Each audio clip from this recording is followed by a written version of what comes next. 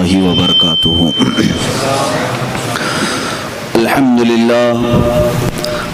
لله الحنان المنان الذي خلق الإنسان وعلمه البيان، والصلاة والسلام على رسوله سيد الإنس والجان وعلى آله وأصحابه ذوي الخير والإحسان، أما بعد فأعوذ بالله من الشيطان الرجيم. بسم الله الرحمن الرحيم. ألا إن أولياء الله لا خوف عليهم ولا هم يحزنون الذين آمنوا وكانوا يتقون. صدق الله مولانا العظيم وبلغنا رسوله النبي الأمين المتين المختار الكريم، ونحن على ذلك لمن الشاهدين والشاكرين والحمد لله رب العالمين. بارگاہ رسالت معاب صلی اللہ تعالی علیہ وسلم میں درود پاک کا ہدیہ پیش کریں. اللہم صلی علی سیدنا و مولانا محمد معدن الجود والکرم وآلہ واصحابہ الکرام وابنہ الکریم وبارک وسلم صلاة دائمتا سرمدا ابدا. سرورا شاہا کریمہ دستگیرہ اشرفا، حرمت روح پیمبر یک نظر کن سوئے ماں. عزیزان گرامی وقار، آج کی ہماری یہ محفل پاک سلطان سید مخدوم اشرف جہانگیر سمنانی رضی اللہ تعالیٰ عنہ کی بارگاہ میں خراج عقیدت پیش کرنے کے لیے ان کے عرس کی مناسبت سے رکھی گئی ہے.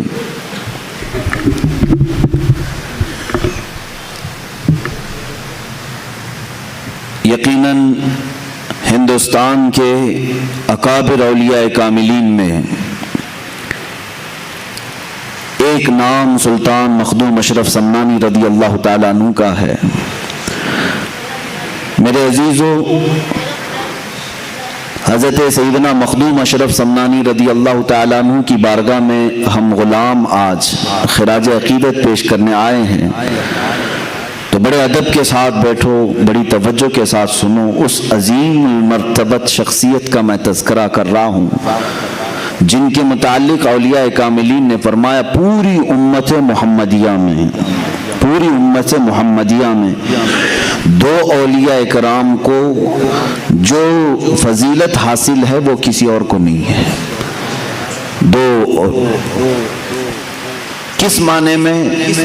دوسرے اولیاء کاملین بڑی بڑی خصوصیات کے حامل ہیں، لیکن تارک السلطنت ہونے میں دو اولیاء اکرام کا بڑا مقام ہے. ایک سیدنا ابراہیم بن ادھم رضی اللہ تعالیٰ عنہ، دوسرے حضرت مخدوم جہانگیر اشرف سمنانی رضی اللہ تعالیٰ عنہ.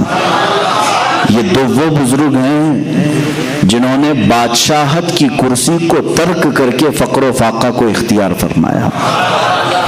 اس کو کہتے ہیں تارک السلطنت، سلطنت کو چھوڑ دینے والے. دنیا میں سب سے زیادہ دل پر غلبہ کرنے والی جو محبت ہے وہ کرسی کی محبت ہے. یہ اقتدار کی ہوس ہے. اسی لیے تصوف کے راستے پر چلنے والے ایک سالک کو سب سے پہلے صوفیہ اکرام اگر کسی بات کی تعلیم دیتے ہیں تو یہ فرماتے ہیں سب سے پہلے اپنے دل سے حب جاہ کو نکال دیں. حب جاہ کہتے ہیں کسی مقام کی خواہش رکھنا، کسی عہدے کی، کسی منصب کی خواہش رکھنا. یہ زہر بن جاتا ہے کبھی کبھار، اور اس عہدے کے لیے، منصب کے لیے، اس جاہ کے لیے بندہ کبھی کبھار اپنے اولاد کی قربانی دیتا ہے، کبھی کبھار اپنے دین اسلام کی بھی قربانی دیتا ہے، خداوند قدیر و جبار کو بھی چھوڑ دیتا ہے. یہ وہ حب جاہ ہے جو ایک مومن کے لیے زہر ہلاہل ہے، یہ قاتل ہے، اور اس کو ترک کرنا بھی آسان کام نہیں ہے. میں آج اس عظیم السلطنت، عظیم سلطان مخدوم جہانگیر اشرف سمنانی رضی اللہ تعالیٰ عنہ کے قدموں سے وابستہ ہو کر عرض کروں گا. 708 ہجری یعنی 8ویں صدی ہجری چل رہی تھی. اب یہ 15ویں صدی ہے. 8ویں صدی ہجری میں سمنان ایک علاقہ ہے ایران کا. ایران پہلے خراسان کہلاتا تھا. خراسان میں افغانستان کا کچھ حصہ، اب کے موجودہ رشیا کا بھی کچھ حصہ، رشیا نہیں اب وہ ٹکڑے ہو چکے ہیں سوویت یونین کے، اور ایران کا کچھ حصہ ملا کر خراسان کہلاتا تھا. خراسان کی حکومت کا جو دارالسلطنت ہوا کرتا تھا وہ سمنان ہے، کیپٹل سٹی. اور سمنان کی جو حکومت تھی اس کا خاصہ یہ تھا، اس کی اسپیشلٹی یہ تھی کہ یہ حکومت ہمیشہ سادات کی بارگاہ میں ہوا کرتی تھی. آل رسول اس تخت پر بیٹھتے تھے. سمنان کی حکومت کو سنبھالنے والے سادات ہوا کرتے تھے، بادشاہ بھی سادات میں سے ہی تھے. حضرت سیدنا ابراہیم نور بخشی رضی اللہ تعالیٰ عنہ جو مخدوم اشرف سمنانی رضی اللہ تعالیٰ عنہ کے والد ہیں، یہ سلطنت پر بیٹھے ہوئے کافی عرصہ گزار چکے تھے. ان کے گھر میں 3 بچیاں تھیں، 3 لڑکیاں تھیں، لیکن فرزند نہیں تھا، کوئی نرینہ ولد بیٹا نہیں تھا. تو کبھی کبھار مایوس رہتے تھے کہ کیا یہاں سے یہ سلطنت کا نظام جو سادات کے گھر میں چل رہا ہے ختم ہو جائے گا. آپ کی جو زوجہ محترمہ تھیں حضرت خدیجہ رضی اللہ تعالیٰ عنہ، وہ ایک ایسی پرہیزگار خاتون تھیں کہ ان کی زندگی میں تہجد قضا نہیں ہوئی. حضرت ابراہیم کی زوجہ حضرت خدیجہ، ان کو رابعہ ثانیہ کہا جاتا تھا. اپنے زمانے کی یہ دوسری رابعہ ہے. یہ بھی ملول رہتی تھی، غمگین رہتی تھی. 3 لڑکیاں ہونے کے بعد تقریباً 8 سال کا عرصہ گزر چکا تھا. رات کو تہجد کے وقت اٹھیں اور بارگاہ صمد میں، رب ذوالجلال کی بارگاہ میں روتے روتے پھوٹ کر رونے لگ گئیں. دعا کرتے کرتے رو پڑی اس طرح سے کہ اے رب ذوالجلال، تیرے دربار میں آج ہاتھ پھیلائی ہوں، میرے گھر کوئی اب وارث نہیں. اور یہ پڑھنے لگی رب لا تذرنی فردا وانت خیر الوارثین. ایک نبی کی دعا ہے.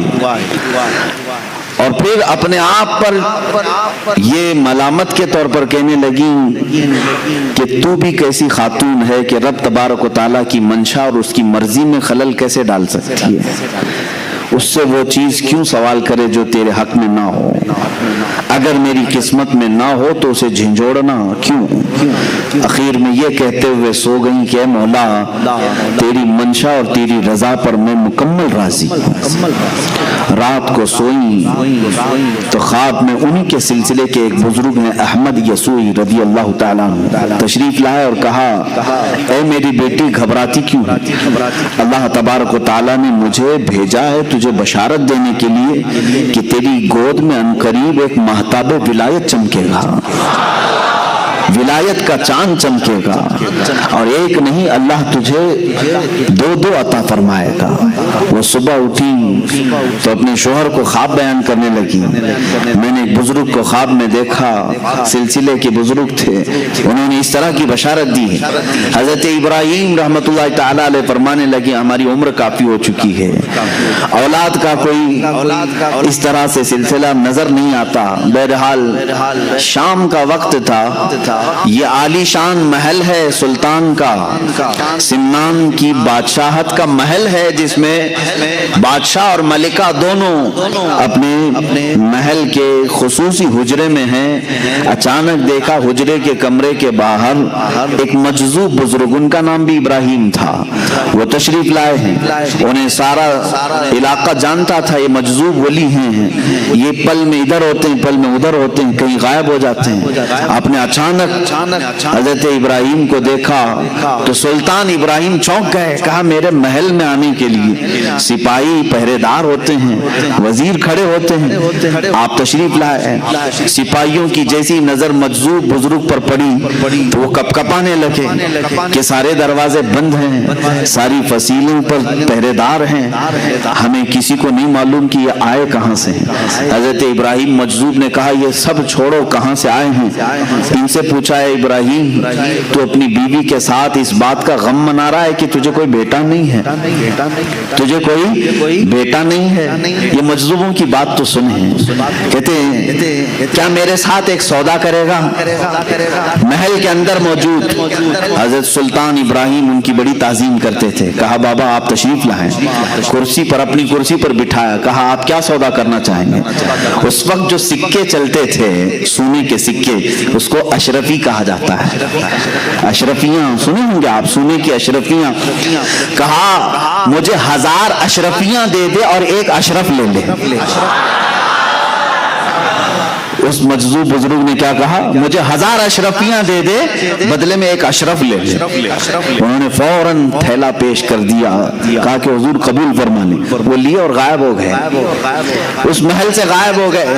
مجذوبوں کی کیفیات ایسی ہی ہوا کرتی ہیں، وہ حالت جذب میں آتے ہیں، کبھی کسی سے عام گفتگو کرتے ہیں، کبھی کسی سے معرفت کے بہت الگ انداز کی باتیں کرتے ہیں۔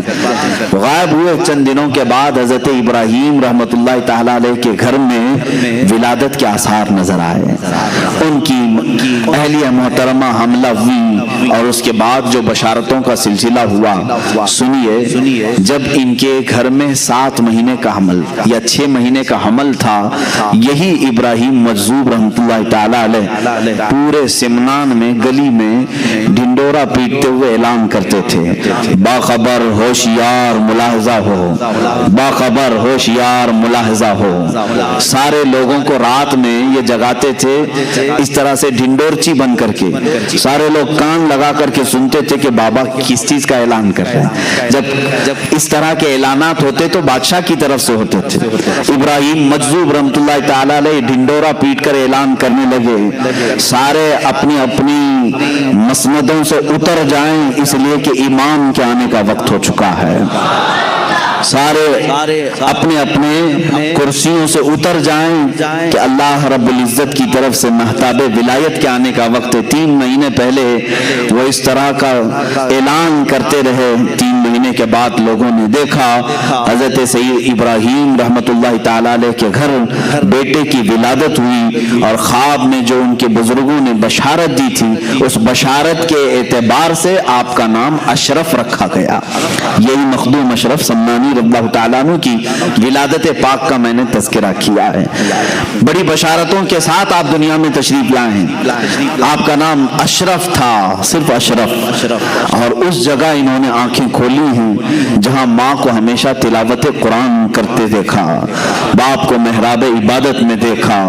جب آپ 4 سال کے قریب کے ہوئے، آپ کو حضرت عماد الدین تبریزی رحمت اللہ تعالیٰ علیہ بڑے وقت کے عالم دین تھے، ان کی بارگاہ میں تعلیم کے لیے رکھا گیا، وہ تعلیق مقرر ہوئے بادشاہ کے صاحبزادے کی تعلیم کے لیے۔ 4 سال 4 مہینے 4 دن میں یہ قرآن پاک جو شروع کرتے ہیں 1 سال میں مکمل حافظ قرآن بن چکے تھے۔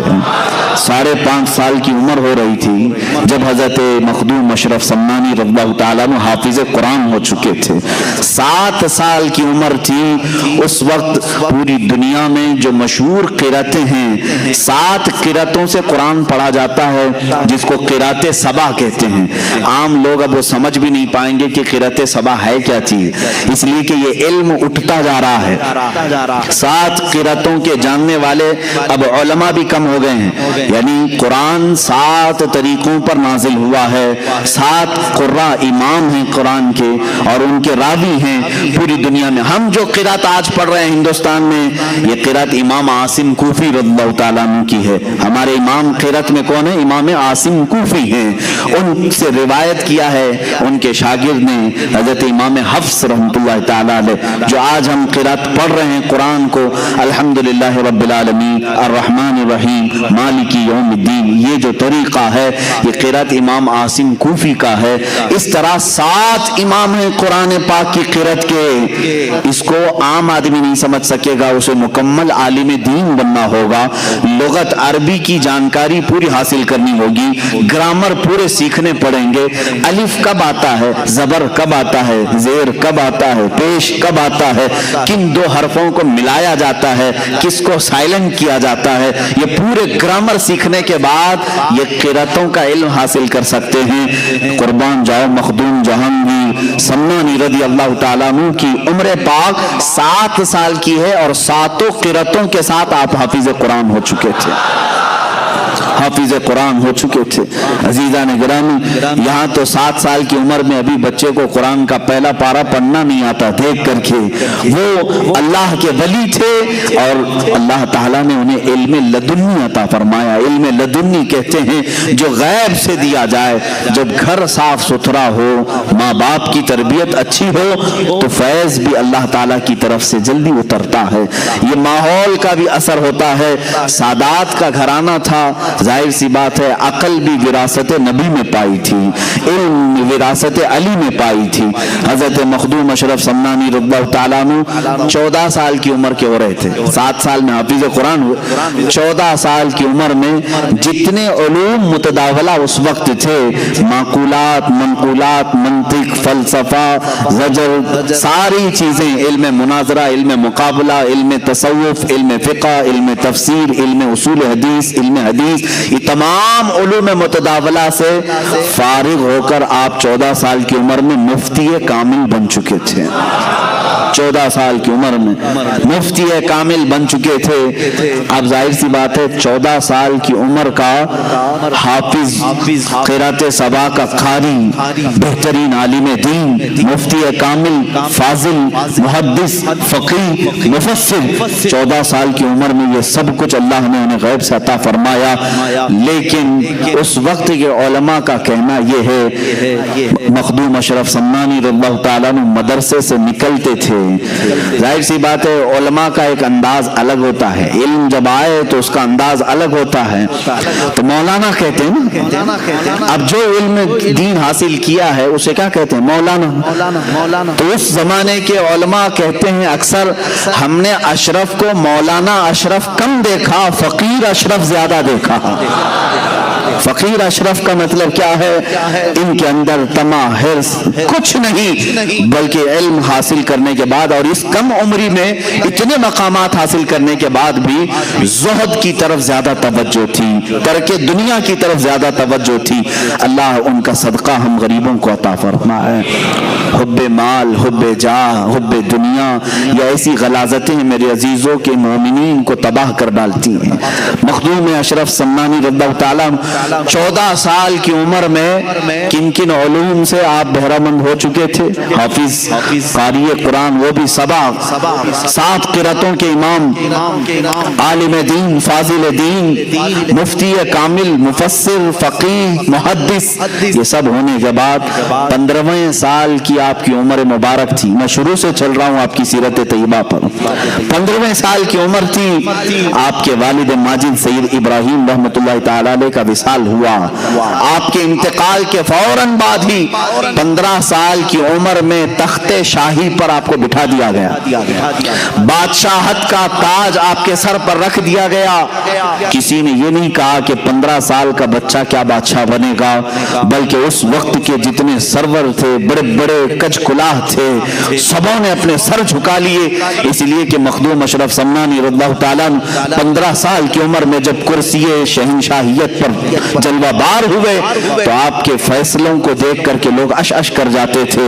आपके अहकामात को देख करके ऐसा लगता था जैसे कोई 80 साल का तजुर्बाकार बादशाह इस कुर्सी पर बैठा हुआ है। 15 साल की उम्र में बादशाहत आपके कंधों पर आ चुकी थी, लेकिन इस बादशाहत को आपने सिरे से इनकार ही नहीं किया, खत्म ही नहीं किया, बल्कि उसको संभाला। उसको संभाला कितने साल, 10 साल तक उस अदल की कुर्सी पर आप कायम रहे और पूरे सिमनान को अदल इंसाफ से भर दिया। पूरी दुनिया में उस वक्त सिमनान का सिक्का चलने लगा और हर कोई ये कहता था कि और तो और बादशाह बैठते हैं कुर्सियों पर, लेकिन सिमनान की कुर्सी ऐसी है जिस पर नाइब रसूल और आले रसूल बैठा हुआ है। यह कुर्सी सिमनान की कुर्सी की खुसूसियत थी, रसूलुल्लाह का बेटा बैठा है और रसूलुल्लाह का नायब बनकर बैठा है, इल्म दीन का वारिस भी है और ज़ुहद इत्तक़ा भी है और अल्लाह रब्बुल इज़्ज़त की अता करदा बेशुमार नेमतों से सरफराज भी है। मखदूम अशरफ समनानी रज़ियल्लाहु ताला 10 साल उस कुर्सी शहंशाहियत पर जलवाबार रहे। उसके बाद मामलात ऐसे थे कि इस बादशाहत की कुर्सी पर रहते हुए भी आपका दिल रात के वक्त मुसल्ले की तरफ लगा रहता। दिन भर अगर रियाया के मामलात देखते, वज़रा सिपाहियों के हालात देखते, रात के वक्त आते और तन्हाई में पूरी रात मुसल्ले पर गुजार देते थे। रात का एक मुख्तसर हिस्सा आप सोने के लिए रखते, बल्कि 1/3 हिस्सा मुकम्मल इबादत इलाही के लिए आपने वक्त किया था। है कोई आज का थोड़े से पैसे जिसके पास आए वो खड़ा होकर के दिखाए रात को? ये बादशाहत जिसके पास है वो सारी सल्तनत का भार उनके कंधों पर होता है, पूरी रियाया का बोझ उनके कंधों पर होता है। ये सब चीजें रखने के बावजूद मखदूम अशरफ समनानी रज़ियल्लाहु ताला अन्हु की जिंदगी में कभी आप ये नहीं पाओगे कि इन्होंने रियाया की खिदमत करते करते कभी अपने रब की नाफरमानी कर दी हो या अपने रब तबारक व तआला की इबादतों में कमी की हो। कभी नहीं, दिल उसमें लगा ही रहता। और आज के हालात के एतबार से मैं आपको बताऊं, गुरबा और मसाकीन का इबादत करना तो ठीक है, इसीलिए मस्जिदों की सफ़ों में ज्यादा तौर पर गुरबा नजर आते हैं। गरीबी अच्छी भी है और कभी कभार गरीबी ये जहमत बन जाती है अगर ये कुफ्र की तरफ ले जाए। अल्लाह तबारक व तआला इतना दुनिया में रखे कि इज्जत के साथ हलाल खाएं और हलाल के साथ हमारा खात्मा हो, ये जिंदगी अच्छी है। लेकिन जानते हैं जिनके पास पैसों की चर्बी आई, ये चर्बी इतनी मोटी हो जाती है कि उनको नमाजें भारी पड़ती हैं, रात का गुजारना तो दूर की बात है। आओ मैं एक तरफ इस बादशाह आजम का जिक्र करूं जो समनान की कुर्सी पर फायज है और एक तरफ वो जिसको दुनिया की एक छोटी सी कुर्सी दी गई। जैसे ही इसको नेता की कुर्सी मिली, सबसे पहला काम जो होगा वो ये होगा कि अपने पैसों का अंबार उन लुटेरों पर खर्चा करे, शराब के लिए, जुए के लिए, और अड्डे सजाए जाएं रात भर। आज तकरीबन नेताओं के हालात इस तरह के हैं, मैं सबकी बात नहीं करता, अक्सर और बेशतर अपना प्राइवेट एक हाउस बनाते हैं फार्म हाउस के नाम पर, या फिर कहीं क्लब होगा जहां पर ये रात भर अपने पैसों का इसराफ करते रहेंगे। कुर्सी इसीलिए इन्होंने हासिल की कि रातों को अय्याशी की जाए, और समनान की कुर्सी इसलिए हासिल की गई थी कि मुसल्ले पर दिल की लज्जतें हासिल की जाए, अपने रब की बारगाह में लज्जतें हासिल की जाए। मेरे अजीजों, दुनिया जिसके पास आई उनमें से बहुत कम ऐसे लोग हैं जो इम्तिहान में कामयाब हो जाते हैं, वरना अक्सर को इस दुनिया ने, इस दौलत ने रब तबारक व तआला से दूर कर दिया है। हमने तारीख में ये बात भी पढ़ी, बारगाह रसूल करीम सल्लल्लाहु तआला अलैहि वसल्लम में एक शख्स हाजिर हुआ, उसने कहा गरीबी इतनी है कि पहनने को कपड़े नहीं होते। हुजूर ने फरमाया सब्र कर, तेरे लिए इसमें अच्छाई है। बार बार उसने दुआ की, दरखास्त की। अल्लाह के हबीब सल्लल्लाहु अलैहि वसल्लम ने एक बकरी दी और कहा जा इसमें अल्लाह तुझे बरकत दे। उस बकरी में इतनी बरकत हुई कि बच्चे बकरी के बढ़ते गए, उस शख्स को मदीना छोड़ना पड़ा। बकरियों का रेवड़ रखने के लिए मदीने के बाहर एक मैदान में रहना पड़ा, और वहां रहते रहते इतनी बकरियों की फौज उसने जमा की। हुजूर अकरम सल्लल्लाहु तआला अलैहि वसल्लम ने साल में ज़कात तलब करने के लिए अपने आमिलीन को भेजा। कहा अल्लाह रब्बुल इज्जत का हुक्म है जिसके पास 100 बकरियां हो उसमें से 5 बकरियां ज़कात में निकाली जाएं। जब उस शख्स के पास आए आमिलीन ज़कात तो हिसाब लगाया गया तो कई 100 बकरियां सिर्फ ज़कात में जा रही थी। उसने मना कर दिया कि मैं इतनी बकरियां ज़कात में नहीं दे सकता। ये वही शख्स है जो अपनी कमजोरी और गुर्बत की दरखास्त लेकर के, शिकायत लेकर के बारगाह रसूल में हाजिर हुआ। उसके کے بعد صدیق اکبر رضی اللہ تعالیٰ عنہ کے زمانے میں بھی اس شخص نے زکوٰۃ نہیں دی، یہاں تک کہ روایات میں یہ ملتا ہے حضرت عمر فاروق رضی اللہ تعالیٰ عنہ کے زمانے میں ایک طوفان ایسا آیا کہ اس کی ساری بکریاں مر گئیں، پورا کا پورا ختم ہو گیا، اور یہ جیسا تھا ویسے ہی ہوا، اور نفاق کفر کی حالت میں اس کی موت ہو گئی۔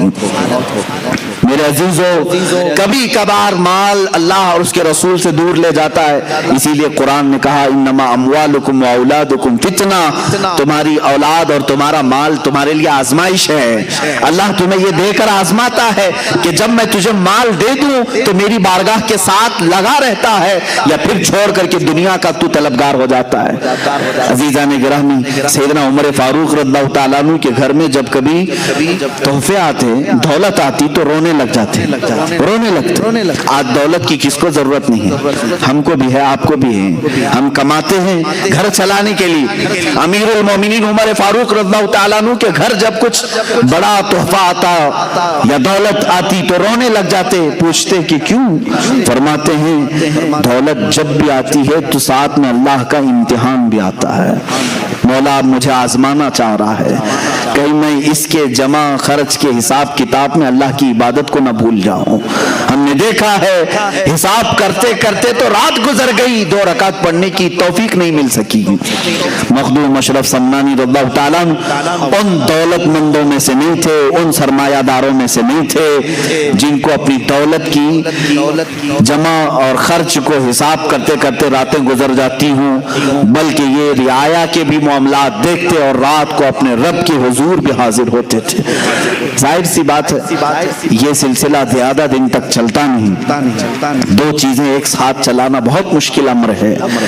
حضرت خضر علیہ السلام سے آپ کی ملاقات ہوئی، سیدنا خضر علیہ السلام سے ایک دن ملاقات ہوئی، انہوں نے آپ کو ویسی اشغال کی اجازت دی۔ ویسی ایک سلسلہ ہے، حضرت خواجہ اویس قرنی رضی اللہ تعالیٰ عنہ کے معمولات اور ان کے وظائف اس سلسلے میں دیے جاتے ہیں، اجازات بھی آج بھی اس کی دی جاتی ہیں۔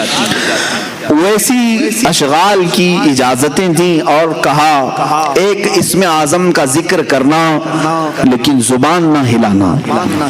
حضرت خضر علیہ السلام نے اس کی مشق کرائی، کس کو؟ مخدوم اشرف سمنانی رضی اللہ تعالیٰ عنہ۔ وہ ذکر اس طرح کا ہوتا کہ زبان نہیں ہلتی لیکن دل سے اسے کہا جانے لگتا، اسم اللہ ہے یا اسم اعظم جو بھی انہیں تعلیم دی گئی۔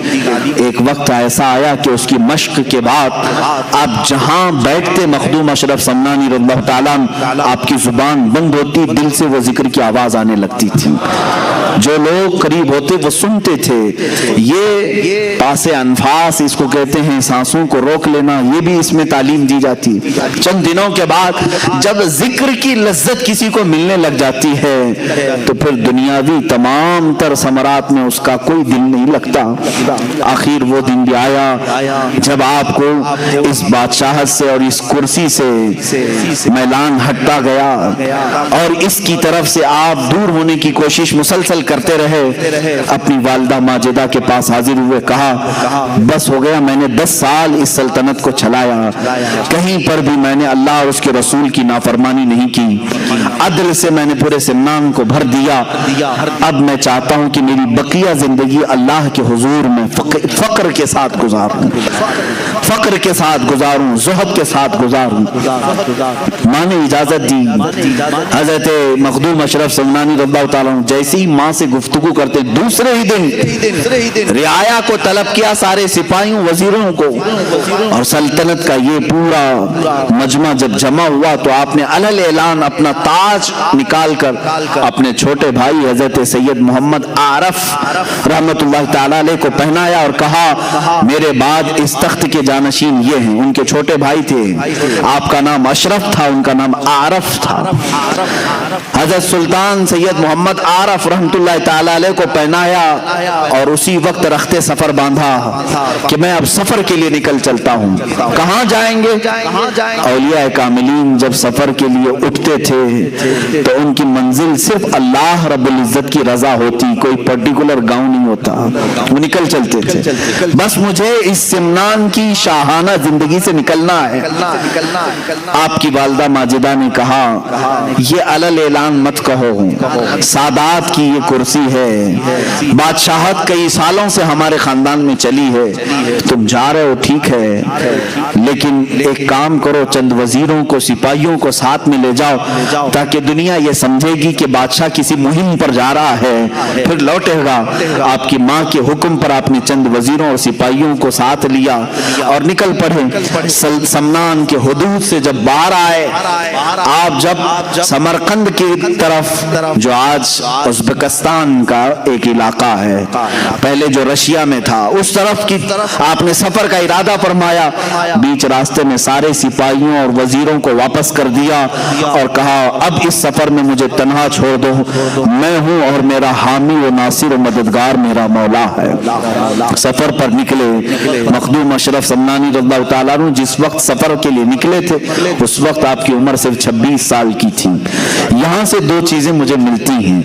जिंदगी गुजारने के लिए अल्लाह ताला ने तुम्हें दो तरीके की नियामतें अता की हैं। जब तुम्हारे पास माल आए तो इससे लुत्फ उठाओ, माल आए, दुनिया आए, इससे लुत्फ उठाओ अल्लाह की इबादतों के साथ। लेकिन मैं ये चाहता हूं कि कभी फक्र और ज़ुहद को भी इख्तियार करना चाहिए। ये मेरे लिए, अपने लिए भी नसीहत है और सबके लिए भी नसीहत है। हमने इन औलिया कामिलीन की जिंदगी में देखा, ये तख्त पर भी बैठे हैं और गुदड़ी भी पहने हैं। जिंदगी में कभी आपके ऐसे भी मामलात हों। आज आपने बहुत आलीशान बंगला बनाया है, अच्छी बात है, मैं इसके खिलाफ नहीं जाऊंगा। आपकी बड़ी सी बड़ी इमारत बनाओ, अच्छे घर में रह रहे हो, लेकिन कभी ऐसा भी करो कि जिंदगी में एक दिन अपने सारे बच्चों को लेकर कहो कि आज हम फाका इख्तियार करेंगे, दुनिया को दिखाने के लिए नहीं, हम सिर्फ खजूर पर सहरी करते हैं, खजूर पर इफ्तार करते हैं, इसलिए कि अल्लाह की बहुत बड़ी नियामतें हमारे पास मौजूद हैं, लेकिन अल्लाह को इज्ज़ व इंकिसारी और फक्र व फाका भी पसंद है। ये हम अपनी जिंदगी में कर सकते हैं कि नहीं कर सकते? अच्छी नियामतें खाओ। मैं ये नहीं कह रहा कि आप बिरयानी ना खाओ, चिकन मटन ना खाओ, सब खाते रहे, आप हलाल जो चीजें खाएं, लेकिन हमारी जिंदगी में खाओ, महीने में एक दिन हो या हफ्ते में एक दिन हो, ऐसा आना चाहिए जिसमें हम ज़ुहद भी करें। ज़ुहद कहते हैं तर्क दुनिया को, ख्वाहिशात से दूरी।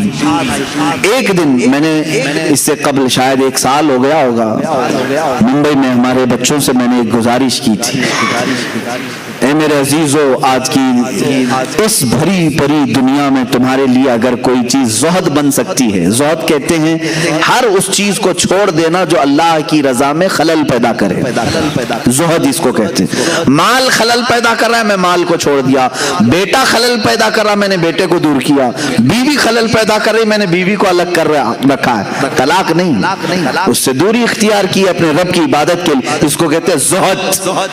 ये ज़ुहद है। मैंने ये अपने बच्चों से गुजारिश की थी, इस जमाने में सबसे बड़ा ज़ुहद क्या है मेरे अपने नजर में, मैं इसको बड़ा नहीं कहूंगा, लेकिन मैं अपनी आज के हालात देख रहा हूं।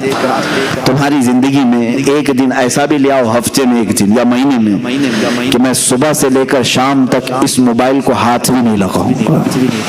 हालांकि मोबाइल अच्छाइयों के लिए भी इस्तेमाल है, एक दूसरे से ताल्लुकात और एक दूसरे के लिए पैगाम रसानी का काम करता है, इसकी कुल इस्तेमाल खराब नहीं है, लेकिन खराबियों का शुमार इसमें ज्यादा है। और इंसान की फितरत ये है, कुरान कहता है बल युरीदुल इंसानु लियफजुर अमामा, इंसान ये चाहता है कि उसकी आंखों के सामने बेहयाई की जाए, वो बेहयाई को देखना ज्यादा पसंद करता है, इंसान की फितरत है। तुम अगर रोजा रख सकते हो तो इसका इंटरनेट का रोजा रख करके दिखाओ। ये बात मैं इसलिए कह रहा हूं कि आज हर कस और नाकस इसका एडिक्ट बन चुका है। जैसे नशा नहीं छोड़ सकते, इस तरह से इसको छोड़ना बहुत मुश्किल है। आज लोग अपने माँ बाप, अपने भाई बहन, अपनी बीवी बच्चों से तो दूर रख सकते हैं, इंटरनेट और मोबाइल से दूर रहना इनके लिए बहुत ही दिक्कत की बात है। کچھ نوجوانوں کو اس کا ریہرسل کرایا گیا، میں خود بھی کیا ہوں، الحمدللہ خود بھی کیا ہوں ضروریات کے مطابق۔ جب میں دوسروں کو تلقین کر رہا ہوں تو خود اس پر عمل بھی کروں۔ جن بچوں نے مجھے رپورٹ آ کر کے بتائی کہ صبح کے وقت ہم نے ترک کر کے رکھا، دوپہر ہونے سے پہلے ہاتھوں میں کھجلی شروع ہوئی، بے چینی شروع ہوئی، کبھی آنکھوں میں بے چینی، کبھی بدن میں بے چینی۔ ظاہر سی بات ہے جو نشہ کا عادی ہے، نشہ نہ کرے تو اس کے جسم میں ہلچل ہوتی ہے۔ اسی طرح میرے عزیزوں، خواہے نہ خواہے، چاہے نہ چاہے، ہم کسی چیز کے آج غلام بنے ہوئے ہیں۔ اگر تم زہد کر سکتے ہو تو کر کے دکھاؤ۔ آج کے زمانے میں مخدوم اشرف سمنانی رضی اللہ تعالیٰ عنہ اپنی زندگی میں ایسی کسی چھوٹی چیز کو انہوں نے نہیں چھوڑا تھا۔ وہ اتنی بڑی کرسی تھی جس کو بادشاہت کی کرسی کہتے ہیں، جس کو حاصل کرنے کے لیے پتہ نہیں کتنے قتل و قتال ہوتے ہیں، کتنوں کی جانیں بہائی جاتی، کتنوں سے جھوٹے وعدے کیے جاتے ہیں، کتنوں کے اوپر تلواریں کھینچی جاتی۔ اس کرسی کو حاصل کرنے کے لیے انسان کیا نہیں کرتا ہے، سب کرنے کے بعد کرسیوں پر چھپک کر بیٹھتے ہیں، چھوڑتے نہیں۔ مخدوم سمنا رحمت اللہ تعالی علیہ نے نہ اس کو حاصل کرنے کے لیے کوئی محنت کی تھی، بلکہ ان کے والد گرامی سے یہ وراثت میں آئی تھی، اور چھوڑنے کے لیے انہوں نے کوئی پس و پیش بھی نہیں کیا تھا کہ شرط رکھ کر کے دیا ہو کہ اتنا مجھے دے دے تو میں یہ کرسی چھوڑ دوں گا، جیسے ایم ایل اے بکتے ہیں، اتنے پیسے دے دو تو میں تیری پارٹی میں آ جاؤں گا، ادھر کی رکنیت چھوڑ دوں گا، ممبرشپ ختم کر لوں گا۔ مخدوم سمنا رحمت اللہ تعالی علیہ صرف اور صرف اپنے رب کی رضا حاصل کرنے کے لیے اپنے بھائی کی تاج پوشی کی، اور ہمیشہ کے لیے سمنان چھوڑ کر آئے۔ دوبارہ کبھی سمنان واپس نہیں گئے، کبھی واپس نہیں گئے۔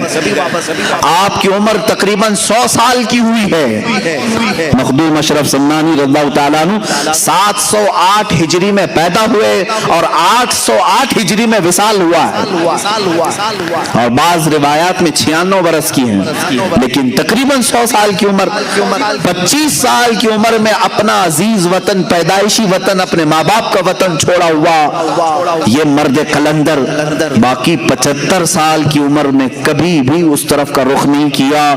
کیوں؟ فرماتے ہیں ایک بار جس چیز کی لذت نکل گئی اسے دیکھنا بھی ہمارے لیے جائز نہیں، دیکھنا بھی اس کے لیے وہ ممنوع سمجھتے تھے۔ عزیزان گرامی وقار، مخدوم اشرف سمنانی رضی اللہ تعالیٰ جب نکلے تو اس کرسی کو ختم کر کے جو نکلے، چھوڑ کر کے نکلے، یہ تارک السلطنت کہتے ہیں۔ پورے رسول کریم صلی اللہ علیہ وسلم کی امت میں صرف 2 ولی ایسے گزرے جنہوں نے بادشاہت کو چھوڑا ہے، ایک حضرت ابراہیم بن ادھم، دوسرے مخدوم اشرف جہانگیر سمنانی رضی اللہ عنہ۔ وہ بلخ کی بادشاہت چھوڑ کر نکلے تھے اور یہ سمنان کی بادشاہت چھوڑ کر، دونوں کے حال ایسے ہی ہیں۔ حضرت ابراہیم بن ادھم نکلے اور گدڑی پہن کر کے دریا کے کنارے بیٹھے رہتے تھے۔ ایک وقت تھا جو کرسی پر بیٹھتے اور ایک وقت ایسا کہ پتھریلی زمین پر دریا کے کنارے بیٹھے رہتے۔ مخدوم سمنا رحمت اللہ تعالی علیہ شاہی سواری پر سوار ہونے والے، لیکن جب سمرقند کا سفر کر رہے ہیں پیروں میں چپل تک نہیں تھے۔ یہ زہد آپ نے فرمایا، مجبوری نہ کہو اس کو، یہ مجبوری نہیں تھی، اپنے رب کی رضا کے لیے دنیا کا ترک تھا۔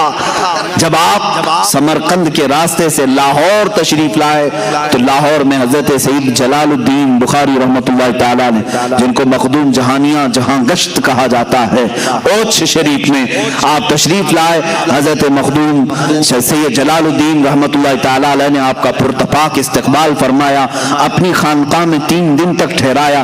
اس وقت کے وہ غوث تھے حضرت سید جلال الدین بخاری، اپنی خانقاہ میں 3 دن رکھا اور اس کے بعد کیا فرمایا کہ فرزند اشرف تمہارا انتظار کسی اور بزرگ کے ہاں ہو رہا ہے، تم کسی اور کی امانت ہو۔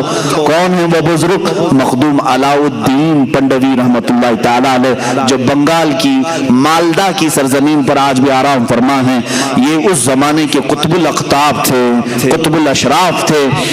اس وقت حضرت مخدوم علاء الدین پنڈوی رحمت اللہ تعالیٰ علیہ حضرت مخدوم اشرف سمنانی کے انتظار میں وہاں بیٹھے ہوئے تھے۔ جلال الدین بخاری رحمت اللہ علیہ نے ان کو رخصت کیا کہ آپ جائیں بنگال کی سرزمین پر، وہاں سے پیدل چلتے ہوئے نکلے. لاہور کی سرزمین کہاں ہے, بنگال کہاں ہے, پیدل سفر کیا. بہار کے راستے سے ہو کر گزر رہے تھے. بہار میں ایک علاقہ منیر ہے, یہاں ایک بزرگ ہیں مخدوم شرف الدین یحییٰ منیری رحمۃ اللہ تعالی علیہ. یہ بڑے پائے کے بزرگ ہیں. اعلیٰ حضرت رضی اللہ تعالیٰ عنہ نے ان کا تذکرہ فرمایا ہے. مخدوم شرف الدین یحییٰ منیری رحمۃ اللہ تعالیٰ علیہ کے نام پاک کا اثر ایسا ہے, آج بھی میرے خود اعمال میں موجود ہے کہ چیچک کسی کو ہو جائے, چیچک کی بیماری, حضرت شرف الدین یحییٰ منیری کا نام لے لو, وہ چیچک ختم ہو جاتی ہے. ان کے نام میں تاثیر ہے. وہ بڑے پائے کے بزرگ ہیں. انہوں نے اپنی زندگی میں جو وصیت فرمائی تھی, وہ وصیت کیا تھی سنیں. حضرت مخدوم اشرف سمنانی رحمۃ اللہ تعالیٰ علیہ کا گزر بہار کے اسی منیر علاقے سے ہو رہا تھا. وہاں دیکھا جنازہ رکھا ہوا ہے اور ہزاروں کی بھیڑ ہے, صفیں لگی ہیں, علماء ہیں, صلحاء ہیں, بڑے بڑے تاجور وہاں پر کھڑے ہیں, لیکن جنازہ پڑھانے کے لیے کسی کا انتظار ہو رہا ہے. اسی سفر پر مخدوم اشرف سمنانی رحمۃ اللہ تعالیٰ علیہ جنازے میں حاضر ہوئے. پوچھا کس کا ہے؟ کہا یہ مخدوم شرف الدین یحییٰ منیری کا ہے. کہا کہ جنازے میں میں بھی شریک ہوتا ہوں. ان سے پوچھا گیا کہ پھر پڑھایا کیوں نہیں جا رہا ہے؟ لوگوں نے کہا جو مخدوم شرف الدین یحییٰ منیری کے خلفاء تھے, مریدین تھے, علماء تھے, انہوں نے کہا ہمارے شیخ شرف الدین یحییٰ منیری رحمۃ اللہ تعالیٰ علیہ کی یہ وصیت تھی کہ میرا جنازہ تیار کر کے ایک کھلے میدان میں رکھنا, تم دیکھنا مغرب کی طرف سے رسول اللہ کا ایک شہزادہ آئے گا, آل رسول آئے گا, وہ کالی ایک چادر اپنے اوپر اوڑھا ہوگا اور وہ ساتوں قراتوں کا قاری ہوگا, حافظ ہوگا. اور یہ تک انہوں نے بتایا مخدوم شرف الدین یحییٰ منیری رحمۃ اللہ علیہ نے اپنے خلفاء سے, تم میں سے کوئی بھی جنازہ پڑھانے کی جرات نہ کرنا, میرا جنازہ وہ سید الاشراف پڑھائے گا جو اپنی ایک سلطنت کو چھوڑ کر آ رہا ہوگا, بادشاہت چھوڑ کر آ رہا ہوگا. مخدوم اشرف سمنانی سے جب لوگوں نے کہا, آپ نے فرمایا جس اشرف کا انہوں نے تذکرہ کیا ہے وہ میں ہی ہوں. سارے علماء و صلحاء نے آپ کے ہاتھ پر ہاتھ رکھا اور آپ کو آگے بڑھایا. حضرت مخدوم شرف الدین یحییٰ منیری رحمۃ اللہ تعالیٰ علیہ کا جنازہ آپ نے بشارت کے اعتبار سے خود پڑھایا, پھر وہاں سے آپ نے پھر سفر فرمایا. عزیزو, میں آج تفصیل ذکر کروں گا میرے مخدوم سمنا رحمۃ اللہ تعالیٰ علیہ کی. آپ حضرت مخدوم علاء الدین پنڈوی رحمۃ اللہ تعالیٰ علیہ کی ملاقات کے لیے بنگال مالدہ جا رہے ہیں. سفر بڑا کٹھن ہے, دریاؤں کا بھی سفر ہے, پہاڑوں کا سفر ہے, جنگلات کا سفر ہے. پیروں میں سوجن آ چکی تھی, لیکن سفر یہ تھکن کبھی نہیں لاتا تھا, تھکان سے چور نہیں ہوتے تھے. سفر ہی سفر ہے. حضرت مخدوم علاء الحق پنڈوی رحمۃ اللہ تعالیٰ علیہ اپنی خانقاہ میں ان کا کیا حال تھا؟ اللہ اللہ, بڑے بڑے مجاہدے کرنے والے لوگ. وہاں پر حال یہ تھا کہ لوگ 15 سال 20 سال تک مجاہدے میں بیٹھے ہوتے تھے. علاء الدین پنڈوی رحمۃ اللہ تعالیٰ علیہ کے آستانے پر ایک دن دوپہر کا وقت ہے, خواب میں یا جیسے ہی آپ نیند سے بیدار ہوئے, بے قراری کے عالم میں کھڑے ہو گئے اور اپنے سارے لوگوں سے, مریدین سے کہا, بوئے یار می آیت, بوئے یار می آیت, مجھے میرے یار کی خوشبو آ رہی ہے, میرے عزیز کی خوشبو آ رہی ہے. لوگوں نے کہا کہ یہ کس کی خوشبو ہے؟ کہا جس کے انتظار میں میری عمر بیتتی جا رہی ہے, غالباً وہ انتظار کی گھڑیاں ختم ہو رہی ہیں. سارے لوگ بالکل تجسس کے شکار ہو گئے. آخر وہ ہے کون جس کے لیے مخدوم علاء الدین رحمۃ اللہ تعالیٰ علیہ اپنا بستر چھوڑ کر اٹھ گئے, وضو فرمایا, سارے مریدین خلفاء کے ساتھ شہر سے باہر آئے, شہر کی سرحدوں کے پاس آ کر کھڑے ہوئے تو دیکھا دور تنہائی کا سفر کرتے ہوئے مخدوم جہانگیر اشرف سمنانی رحمۃ اللہ تعالیٰ علیہ تشریف لا رہے ہیں. چہرے پر گرد ہے, غبار ہے اور لباس پورے سفر کی علامتیں بتا رہا ہے, جگہ جگہ سے کانٹوں سے پھٹ چکا ہے. مخدوم اشرف سمنانی رحمۃ اللہ تعالیٰ علیہ جیسی آئے, سارے مریدین اور خلفاء نے پوچھا اپنے پیر و مرشد سے, کیا یہ وہی ہے مسافر؟ کہا ہاں, اسی کی خوشبو مجھے شہر سے باہر تک لے آئی ہے. آپ خود باہر آگے بڑھ کر کے مخدوم سمنا رحمۃ اللہ تعالیٰ علیہ کے چہرے مبارک کو اپنے سینے سے لگایا, ان کی پیشانی پر بوسہ دیا اور پالکی منگوائی. کہا کہ اس سید زادے کو پالکی پر بٹھاؤ. حضرت مخدوم اشرف سمنانی رحمۃ اللہ تعالی علیہ ادب کے لحاظ سے آپ نے بیٹھنے سے انکار کیا. اس کے بعد حضرت مخدوم علاء الحق پنڈوی رحمۃ اللہ تعالی علیہ خود پالکی پر بیٹھے اور اس شہزادہ اعظم کو اپنے ساتھ بٹھایا, خانقاہ لے آئے اور اس کے بعد اس دن جشن کا ماحول تھا. بھلا مجھے بتاؤ, کوئی پیر اپنے ایک مرید کا انتظار کر رہا ہو, کوئی شیخ اپنے ایک خلیفہ کا انتظار کر رہا ہو. حضرت مخدوم اشرف سمنانی رحمۃ اللہ تعالی علیہ خانقاہ میں آئے ہیں تو مریدین کی باتیں سنو. کیا کہتے ہیں؟ کہتے ہیں برسوں بعد ایسا لگ رہا تھا ٹھنڈی راتوں میں کوئی ایک سورج طلوع ہوا ہے, اس لیے کہ جشن کا سما تھا, ہر جگہ اجالا ہی اجالا تھا. دو چہرے اتنے چمکتے تھے, ایک علاء الحق پنڈوی کا, ایک مخدوم سمنا کا. دسترخوان بچھایا گیا ہے, دسترخوان بچھائے گئے, اعزاز میں روٹیاں رکھی گئیں, سالن لائے گئے اور وہاں پان کی گلوریاں پیش کی جاتی تھی, پان کھائے جاتے تھے. مخدوم سمنا رحمۃ اللہ تعالی علیہ دسترخوان پر سامنے بیٹھے ہیں. علاء الحق پنڈوی رحمۃ اللہ تعالی علیہ سب سے پہلا جملہ کیا فرمایا؟ اولیاء کا دسترخوان بھی کیسا ہوتا ہے. کہا تشت لاؤ ہاتھ دھلانے کے لیے, ہم بھی دسترخوان پر ہاتھ دھلاتے ہیں. مخدوم سمنا سے ان کے شیخ نے کہا, بیٹا فرزند اشرف اپنے ہاتھ دھو لو دنیا کی ہر لذت سے, دنیا کی ہر لذت سے ہاتھ دھو لو. آپ نے ہاتھ دھوتے ہوئے اپنے شیخ سے کہا کہ حضور والا, میرے مرشد گرامی, آپ کا یہ بیٹا, آپ کا یہ فرزند دنیا کی سب سے بڑی دولت جو کرسی ہوتی ہے اس بادشاہت سے ہی ہاتھ دھو کر کے آیا ہے. اور آپ نے ہاتھ دھو کر کے دسترخوان پر کھانا شروع فرمایا تو 4 لقمے سب سے پہلے مخدوم علاء الحق پنڈوی رحمۃ اللہ تعالی علیہ نے اپنے ہاتھ سے ان کے منہ میں رکھے اور ایک ایک لقمے پر کہا کہ کون کون سا لقمہ تھا. ایک طریقت کا تھا, ایک معرفت کا تھا, ایک اسرار و رموز کا تھا, ایک حقانیت کو پہنچنے والا تھا.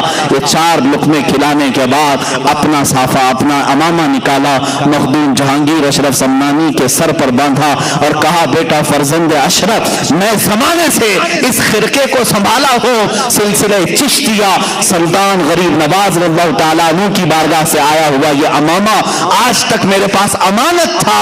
اس سلسلہ چشتیہ کی ساری امانتیں میں نے تمہارے سر پر رکھ دی. یہ خرقہ پوشی ہوئی, آج یہ دن یہاں سے خلافت ہی دے دی گئی. آپ نے بیعت بھی کیا. مخدوم اشرف سمنانی رضی اللہ تعالیٰ اس خانقاہ میں تقریباً 12 سال تک گزارے, 12 سال تک. اس کے بعد اپنے پیر و مرشد سے اتنا لگاؤ تھا, ان کے بغیر وہ ایک پل بھی نہیں رہتے تھے. مخدوم اشرف سمنانی رضی اللہ تعالیٰ نے جب اپنی عمر کی 35ویں یا 37ویں سال کو پہنچے تو آپ کے پیر و مرشد نے کہا کہ اے فرزند اشرف, اب تمہارے اور ہماری جدائی کا وقت ہے. میں تمہیں اس امانت کو دے کر اس راستے پر بھیج رہا ہوں جو راستہ تمہارے انتظار میں ہے. تمہیں یہ ساری امانتیں اس لیے دی گئی ہیں کہ تم دین رسول کی تبلیغ کرو, رسول کریم صلی اللہ تعالی علیہ وسلم کی سنتوں کی تشہیر کرو. مخدوم اشرف سمنانی رضی اللہ تعالیٰ عنہ کو آپ نے بلایا اور جونپور کی سرزمین کی طرف اشارہ فرمایا. جونپور آج بھی اتر پردیش کا ایک علاقہ ہے, اور اس طرف اشارہ فرمایا. دسترخوان پر بیٹھ کر کے ایک علاقہ دکھایا جس کی ارد گرد تالاب ہے اور بیچ میں ایک چھوٹی سی جگہ ہے. کہا, اے اشرف, تمہارا یہ مضبوط قلعہ ہوگا, تم یہاں پر اپنا مسکن بناؤ گے. آپ نے اصرار کیا کہ حضور مجھے اپنے ساتھ اپنی صحبت میں رکھیں. آپ نے فرمایا یہ امانتیں اس لیے دی جاتی ہیں کہ خلق خدا کو اس سے تم فیضیاب کرو.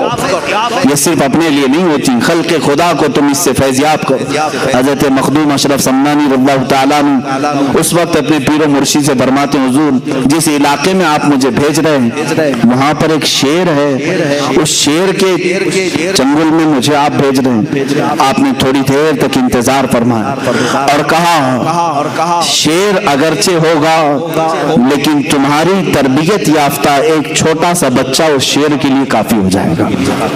یہ بزرگوں کی باتیں ہیں، اولیاء کاملین کی باتیں ہیں، یہ بات میں سمجھ میں آتی ہیں۔ حضرت مخدوم اشرف سمنانی رضی اللہ تعالیٰ وہاں سے نکلے بنگال سے اور پھر سفر فرمایا۔ حضرت مخدوم سمنا رحمۃ اللہ تعالیٰ علیہ جب جانے لگے تو وہاں پر ایک عجیب سا سما تھا، لوگ یہ کہہ رہے تھے کہ ساری رونقیں اپنے ساتھ لے جا رہے ہیں، ساری رونقیں۔ 37 سال کی عمر میں مخدوم سمنا رحمۃ اللہ تعالیٰ علیہ جب اپنے پیر و مرشد سے خلافت اور سارے خرقہ وغیرہ لے کر کے نکلے تو آپ کے پیر و مرشد نے ہی آپ کو یہ لقب دیا کہ اب میرا یہ اشرف جہانگیر ہوگا۔ جہانگیر، یہ جہانگیر کا لقب آپ کے پیر و مرشد سے دیا گیا۔ اور وہاں سے نکل کر کے جب آپ تشریف لائے، تقریباً ہندوستان کا آپ نے سفر فرمایا، کافی جگہوں کا آپ نے سفر فرمایا، اور الحمدللہ میں اس صوبے سے تعلق رکھتا ہوں اور آپ بھی اس صوبے سے تعلق رکھتے ہیں کہ مخدوم اشرف سمنانی رحمۃ اللہ تعالیٰ علیہ کے قدم پاک اس صوبے میں بھی پڑے ہیں۔ آپ گلبرگہ شریف تشریف لائے تھے، گلبرگہ شریف کی سرزمین پر خواجہ بندہ نواز گیسو دراز رحمۃ اللہ تعالیٰ علیہ کے آستانے پر بھی آپ نے چلہ کشی فرمائی، اور یہی وہ مقام ہے جب آپ حضرت مخدوم اشرف سمنانی رحمۃ اللہ تعالیٰ علیہ اپنے ایک خیمے میں الگ رہا کرتے تھے سفر میں، آپ کے خلفاء مریدین ساتھ ہوتے، آپ کے ساتھ آپ کے شاگرد رشید، آپ کے خلف اکبر حضرت سیدنا عبد الرزاق نور العین رحمت اللہ تعالیٰ علیہ جو آپ کے بھانجے بھی ہیں، وہ ساتھ رہا کرتے تھے اکثر۔ ایک رات کو دیکھا حضرت مخدوم سمنا رحمت اللہ تعالیٰ علیہ کا خیمہ اتنا گرم لگ رہا تھا جیسے لگتا ہو کہ رات کے وقت سورج کی ساری تپش یہاں ہے، کسی کے داخل ہونے کی جرات نہیں ہو رہی تھی۔ حضرت مخدوم سمنا رحمت اللہ تعالیٰ علیہ اس خیمے کے اندر موجود ہیں، لوگوں نے اندر داخل ہونے کی کوشش کی، پھر حضرت سیدنا عبد الرزاق نور العین رحمۃ اللہ تعالیٰ علیہ اجازت لے کر خیمے میں آتے، کیا دیکھا کہ پیشانی پر بڑے بڑے پسینے کے قطرات ہیں اور پیشانی تیز چمک رہی ہے، اور آپ مصلے پر بیٹھے ہوئے ہیں۔ حضرت مخدوم سمنا رحمۃ اللہ تعالیٰ علیہ کی زندگی میں ایسی کیفیت کبھی کسی نے دیکھی نہیں تھی۔ تو لوگ حاضر ہو گئے، آپ نے پوچھا کہ حضور طبیعت پر کچھ بار ہے، کچھ بوجھ ہے؟ آپ نے فرمایا نہیں اے میرے عزیز، آج مجھے میرے رب کی طرف سے ایک بڑا اعزاز دیا گیا ہے، ایک بڑا اعزاز انعام دیا گیا ہے۔ کہا کہ وہ کیا چیز ہے؟ مخدوم اشرف سمنانی رحمۃ اللہ تعالیٰ علیہ فرماتے ہیں ہر زمانے میں اولیاء کاملین میں ایک غوث ہوتا ہے، اس کی اجازت سے سارے لوگوں کو ولایت دی جاتی ہے، جو بھی ولی بنتا ہے وہ غوث کے تصرفات سے بنتا ہے۔ اللہ تعالیٰ غوث کو ولایت کے سارے خزانے دیتا ہے، وہ جسے چاہے ولی بنائے۔ ہر زمانے میں ایک غوث ہوتا ہے، اس زمانے کے غوث کا انتقال ہو گیا۔ مخدوم سمنا رحمۃ اللہ علیہ فرماتے ہیں اس زمانے کے غوث کا انتقال ہوا، ہزاروں اولیاء کاملین غوثیت کے طلبگار تھے بارگاہ رب العزت میں، اور اللہ تعالیٰ نے وہ غوثیت کا مقام مجھے تفویض فرمایا، آپ کو غوثیت کا مقام دیا گیا۔ یہ وہ مقام ہے میرے عزیزوں، اولیاء کاملین میں چند ہی بزرگوں کو ملتا ہے، اور آپ کو محبوب یزدانی کہا جانے لگا۔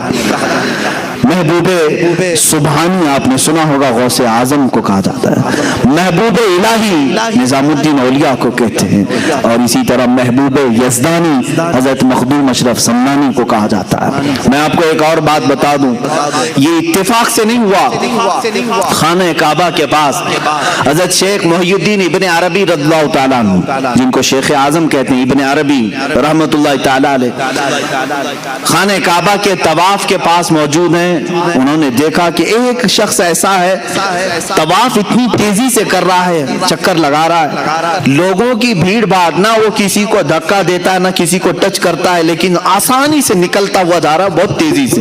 طواف میں ایسا نہیں ہو سکتا، ممکن نہیں ہے بغیر کسی کو ٹچ کیے کوئی طواف کر لے، بھیڑ بھاڑ۔ اور ایک شخص ایسا ہے کہ وہ بہت تیزی سے طواف کا سفر کر رہا ہے۔ حضرت شیخ محی الدین ابن عربی فرماتے مجھے ایسا لگ رہا تھا کہ اس کا جسم صرف دکھ رہا ہے اور خالی اس کی روح طواف کر رہی.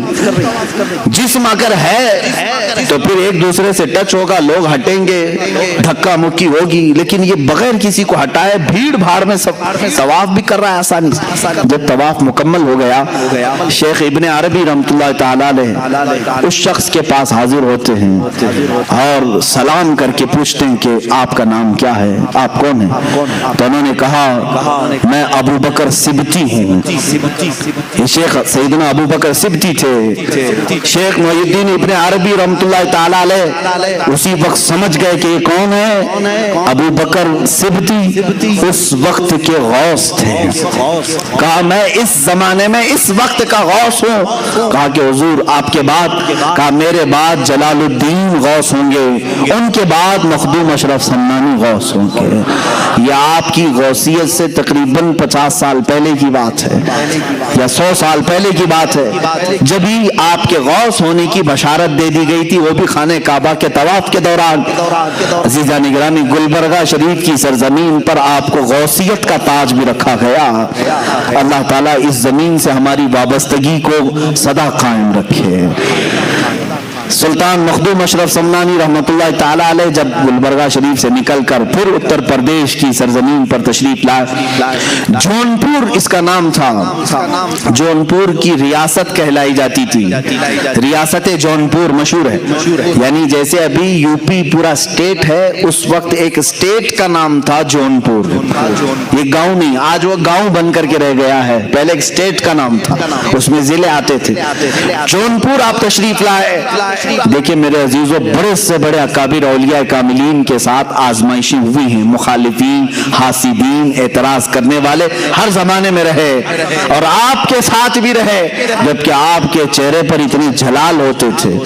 اولیاء کاملین میں جو جلالی بزرگ ہیں ان میں سے مخدوم سمنانی رحمۃ اللہ علیہ, کیونکہ آپ اوحد الدین کہلائے ہیں. آپ مجرد رہے, پوری زندگی آپ نے شادی نہیں فرمائی, اس قلب میں کسی دوسرے کی محبت کو شامل ہی نہیں کیا. مخدوم سمنا رحمۃ اللہ تعالی علیہ.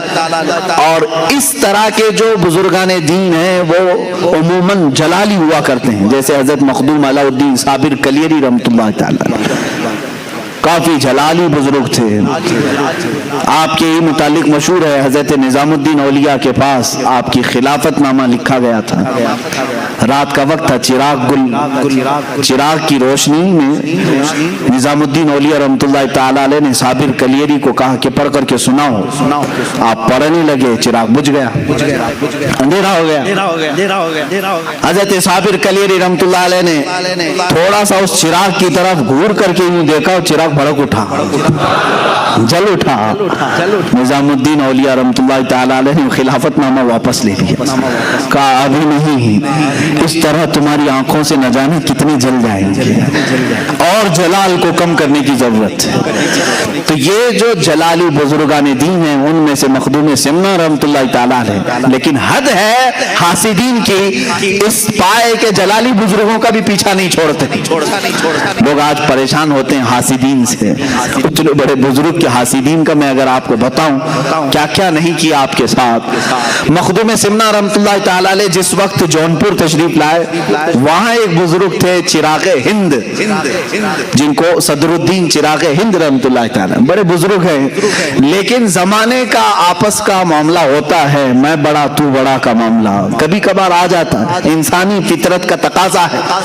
وہ ان کا پرانا علاقہ تھا, ان کے مریدین تھے, اچانک مخدوم اشرف ان کے علاقے میں آئے.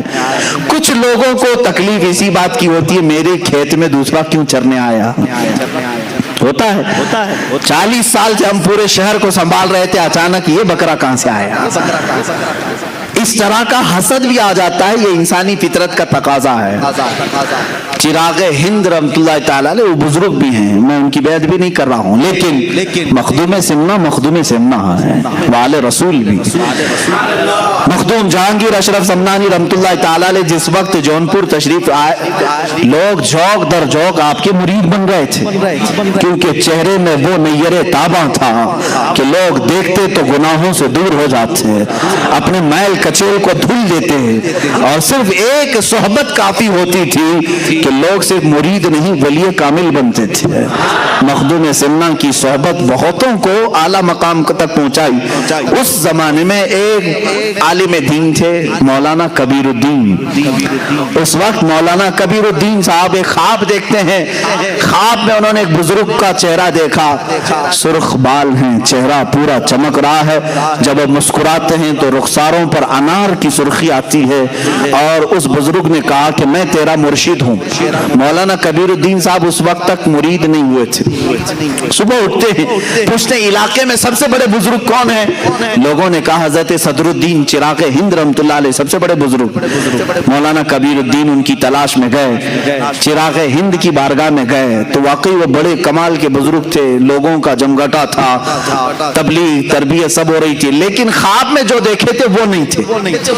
مولانا کبیر الدین نے کہا میں نے خواب میں جو بزرگ کو دیکھا وہ یہ نہیں ہے، تو وہ وہاں سے اٹھ کر کے چلے آئے، کہا کہ میں یہ بزرگ کو خواب میں نہیں دیکھا۔ چراغ ہند رحمۃ اللہ علیہ نے پوچھا یہ مولوی کیوں آیا تھا؟ کہا کہ حضور بیعت کرنے کے لیے آیا تھا۔ کہا پھر کیوں نہیں ہوا؟ کہا پتہ نہیں، اس نے کچھ اور چہرہ دیکھا ہے۔ تو چراغ ہند ناراض ہوئے، پوچھا کہ دیکھو یہ جاتا کہاں ہے؟ مولوی صاحب کہاں آئے؟ مولانا کبیر الدین سیدھے مخدوم اشرف کے پاس آئے۔ اس وقت آپ ایک مسجد میں جلوہ بار تھے چند مریدین کے ساتھ، جیسی مسجد میں مولانا کبیر الدین آئے پہلی نظر میں پہچان لیا خواب میں آنے والے یہی بزرگ تھے۔ خواب میں تشریف لائے، مخدوم سمنا کے پاس اپنا سب کچھ نچھاور کر دیا اور سلسلہ اشرفیہ میں داخل ہوئے، مخدوم سمنا کے ہاتھ پر بیعت کیا، اور اسی بیعت کے تھوڑی دیر کے بعد چرچا ہو گیا مولانا کبیر الدین چراغ ہند سے مرید ہونے گئے تھے، لیکن ان کی محفل سے اٹھ کر کے آئے مخدوم سمنا کے مرید ہو گئے۔ چراغ ہند پرانے بزرگ ہیں، مخدوم سمنا نئے بزرگ ہیں، ابھی ابھی آئے ہوئے ہیں۔ یہ بات پھیلی، چراغ ہند رحمۃ اللہ تعالی علیہ کے پاس لوگوں نے کہا آپ کی تو توہین ہو گئی، آپ کی مجلس چھوڑ کے مولوی چلا گیا۔ کہا کہ وہ کبیر الدین جوانی میں، وہ کبیر الدین جو ہے وہ جوانی میں مر جائے گا، گیا ہے مجھے چھوڑ کر جوانی میں مر جائے گا۔ وہ ولی کی زبان سے نکلی ہوئی بات تھی۔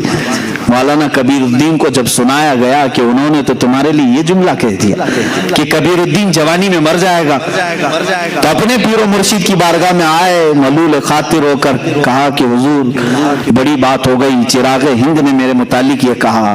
مخدوم سمنا رحمۃ اللہ تعالی علیہ کی بات دیکھیں، کہا تم کیا چاہتے ہو؟ اپنے مرید سے کہا تم کیا چاہتے ہو؟ تم بھی اپنی زبان سے کچھ نہ کچھ بولو اور اللہ اسے پورا کرے گا، اللہ اسے پورا کرے گا۔ یہ مخدوم سمنا کا تصرف دیکھیں۔ پہلی بات میں تو آپ نے کہا کہ میرے مرید تیرا نام کبیر ہے۔ کیا ہے؟ تیرا نام کبیر ہے، اور کبیر بوڑھے کو کہتے ہیں، جوانی میں تو کیسے مرے؟ نام کبیر ہے تیرا، تو بوڑھا ہو کے مرے گا۔ مخدوم سمنا نے کیا کہا؟ تو بوڑھا ہو کر کے مرے گا۔ تھوڑی دیر مراقبہ کیا، کہا لیکن انہوں نے جو کہا ہے وہ بھی بات ہو گئی ہے، وہ بھی اللہ کی بارگاہ میں قبول ہے، دونوں کی زبان سے نکلا ہے۔ تو مخدوم سمنا نے کہا تو کچھ بول، تیری زبان سے تو کیا چاہتا ہے؟ کہا کہ حضور میں کیا کہوں، وہ بڑے ہیں، بس انہوں نے میرے لیے جو کہا ہے وہ ان کے لیے بھی ہو جائے۔ انہوں نے کہا نا جوانی میں مر جائے، میرے لیے جو انہوں نے کہا وہ ان کے لیے بھی ہو جائے۔ بات آئی گئی، یا اولیاء کاملین کی بات کو ہلکا نہ سمجھو میرے عزیزو، گفت ہے او گفت ہے خدا بوت، یہ کہا گیا ہے فارسی میں، گرچہ از حلقوم عبداللہ بوت، اگرچہ یہ عبداللہ یعنی اللہ کا بندہ کہہ رہا ہے، لیکن اولیاء کے زبان سے نکلے ہوئے کلمات اللہ کے ہوا کرتے ہیں۔ ہوا یہ معاملہ، مولانا مولانا کبیر الدین رحمتullah تعالی علیہ مخدوم سمنا کے مرید 25 سال کی عمر کے تھے. کتنے 25 سال کی عمر.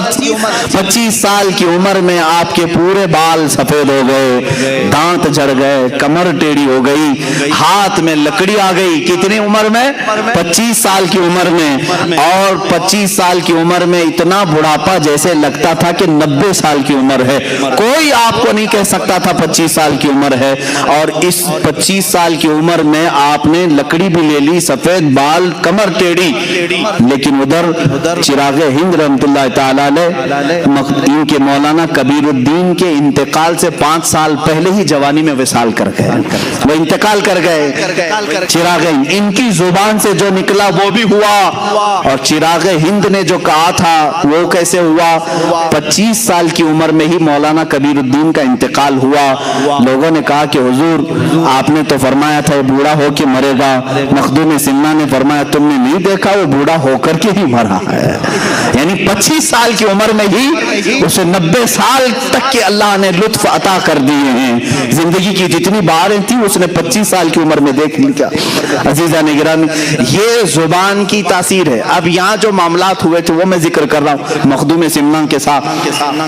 چراغ ہند ظاہر سی بات ہے ان کے بھی بڑے کرامات تھے, تصرفات تھے.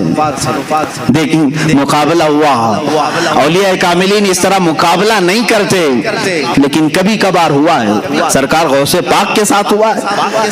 سرکار غوث پاک رضی اللہ تعالیٰ عنہ کے دربار میں شیخ احمد جام نہیں آئے تھے اپنے شعر کو لے کر کے, جاؤ مولانا عبد القادر سے کہو کہ اپنے دیوان سے اپنے لنگر سے ایک گائے بیچ دیں. معاملہ سنا آپ نے, وہ اپنے وقت کے ولی تھے, ورنہ غوث پاک کی بارگاہ میں گائے مانگنے کے لیے اپنے شعر کو یوں نہیں کہتے. ایسے معاملات ہوئے ہیں.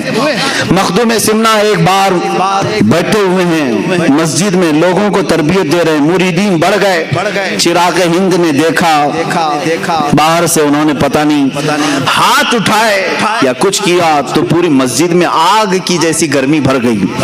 اتنا گرم کہ جیسے آگ کے شعلے اٹھ رہے ہوں.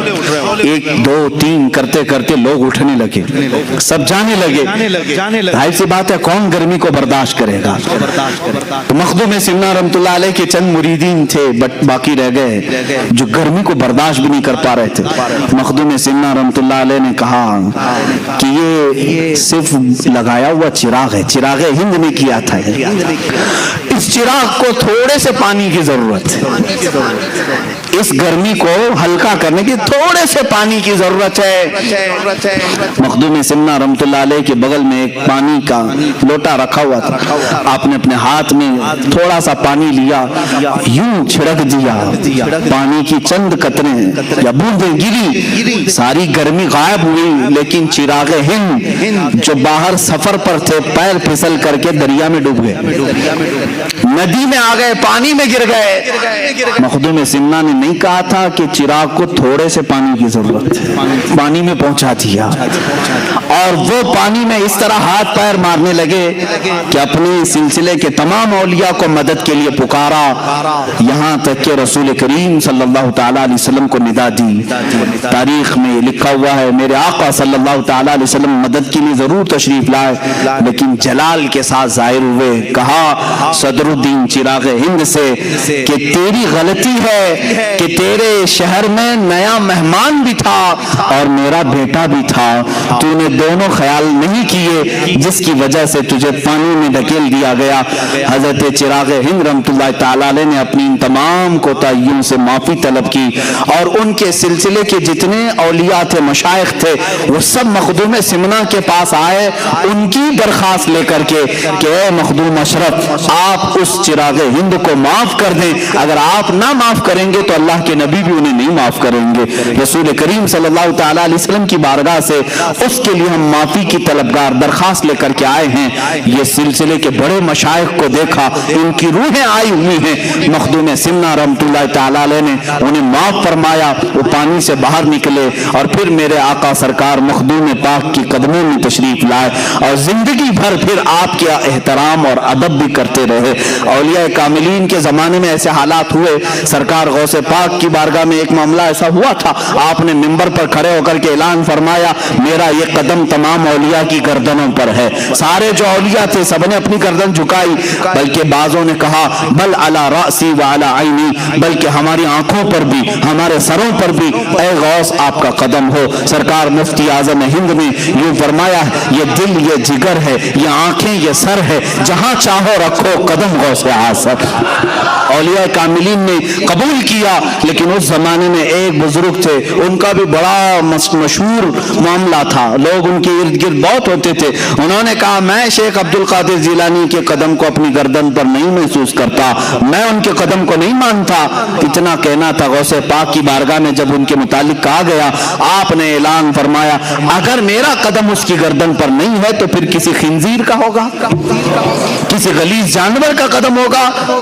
अल्लाह के वली, और वो भी गौसियत माफ से निकली हुई जुबान के जुमलों को और कलमात को देखें, उनका हाल ऐसा हुआ कि वो एक औरत के इश्क में गिरफ्तार हुए, खानका छोड़ दिया, मुरीदीन छोड़ दिए, उस लड़की के चक्कर में आप दर बदर भटकते रहे। एक वक्त ऐसा आया कि वो लड़की ईसाई थी, क्रिश्चियन थी, उसके बाप ने शादी करने को रजामंदी का इजहार भी किया, लेकिन एक शर्त पर कि उसके पाले हुए खिंजीर थे वो चराने पड़ेंगे। उन्होंने चराया भी, और एक दिन खिंजीर के बच्चे को अपने गर्दन पर रख करके ला भी रहे थे। उनके एक मुरीद ने देखा, जो उस वक्त तक वाबस्ता थे, बाकी सब छोड़ दिए थे, क्योंकि एक औरत के इश्क में ये पीर अपने खानका छोड़ दिया है। उस पीर ने रो करके कहा, सुल्तान गौसुल आजम दस्तगीर रहमतुल्लाह ताला अलैह की जुबान से निकले हुए कलमात मैंने देख लिया, उनका कदम अगर इनकी गर्दन पर नहीं है तो फिर खिंजीर का गर्दन पर इनके कदम आ ही गया। उसी दिन उनको एहसास भी हुआ और वो वहां से दौड़े दौड़े गौसियत माब में हाजिर हुए और तौबा किया, और उनकी सल्ब की हुई विलायत फिर वापस अल्लाह ने अता भी फरमाई। अजीजान गिरामी, इस तरह जो वक्त का गौस होता है, उससे अगर कोई टक्कर लेता है तो उसकी तमाम तर नेमतें छीन ली जाती हैं। मखदूम समना रहमतुल्लाह ताला अलैह अपने वक्त की गौसियत के मकाम पर फाइज थे, जिन्होंने भी टक्कर ली है वो हमेशा के लिए खायब व खासिर हुए। मखदूम समना रहमतुल्लाह ताला अलैह के साथ लोगों ने बहुत सारे मामलात किए, मौलवियों ने भी उस जमाने के मुनाजरे करने की कोशिश की। एक मौलाना साहब थे उस जमाने में, जब मखदूम सिन्ना रहमतुल्लाह ताला अलैह तशरीफ लाए तो सारे उलमा को लेकर के उन्होंने कहा कि मैं ऐसा इस आए हुए जो फकीर हैं मुनाजरा करूंगा कि जवाब ही नहीं दे सकेंगे। तो दावत दी और एक बड़ी मस्जिद में उन्हें बुलाया। मखदूम सिन्ना रहमतुल्लाह अलैह फकीराना लिबास में हुआ करते, अपने चंद मुरीदीन के साथ आए, और जब आने लगे तो वो जो बड़े मुफ्ती साहब थे, बड़े मौलवी साहब थे, वो बड़े एक मसनद पर बैठे और उनके सारे शागिर्द आसपास थे। मखदूम सिन्ना जब दाखिल होने लगे तो आप पहले दाखिल हुए, थोड़ी देर के बाद आपकी एक दूसरी शक्ल दाखिल हुई, तीसरी शक्ल दाखिल हुई, चौथी शक्ल दाखिल हुई, सब देखने में मखदूम सिन्ना की तरह ही दिख रहे हैं। जो मस्जिद में आ रहा है मखदूम अशरफ समनानी की तरह दिख रहा है। मौलवी साहब घबराए, देखते रहे ये कितने समनानी आ रहे हैं।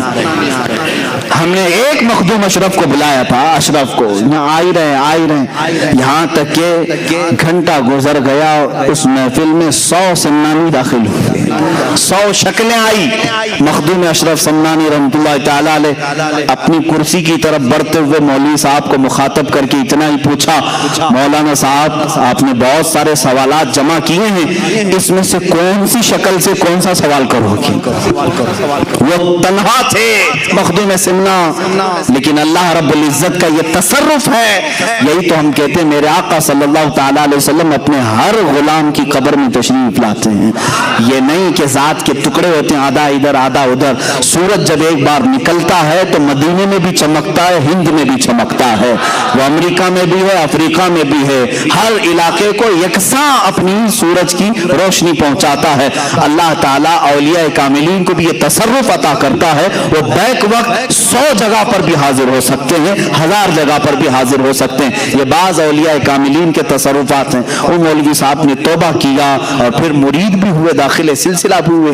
حضرت مخدوم سمنہ رحمۃ اللہ تعالی علیہ کا حال یہ تھا کہ آپ کے ساتھ سواریاں چلتی تھی، گھوڑے، اونٹ۔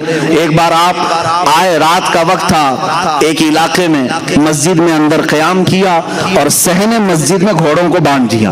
گاؤں میں بات مشہور ہوئی، ایک نیا مہمان آیا، فقیر ہے، لیکن انہوں نے گھوڑے مسجد کے پاس باندھ دی، صحن میں، مسجد کے صحن میں باندھ دی۔ جو مولوی حضرات تھے، طلبہ تھے، سب دوڑے دوڑے آئے، کہا کہ ایسا فقیر، ایسا مرد قلندر، اگر تم اللہ کے ولی ہو تو یہ مسجد کی بے حرمتی نہیں ہو جاتی کہ جانور باندھے؟ مخدوم سمنہ رحمۃ اللہ تعالی علیہ بیٹھے تھے۔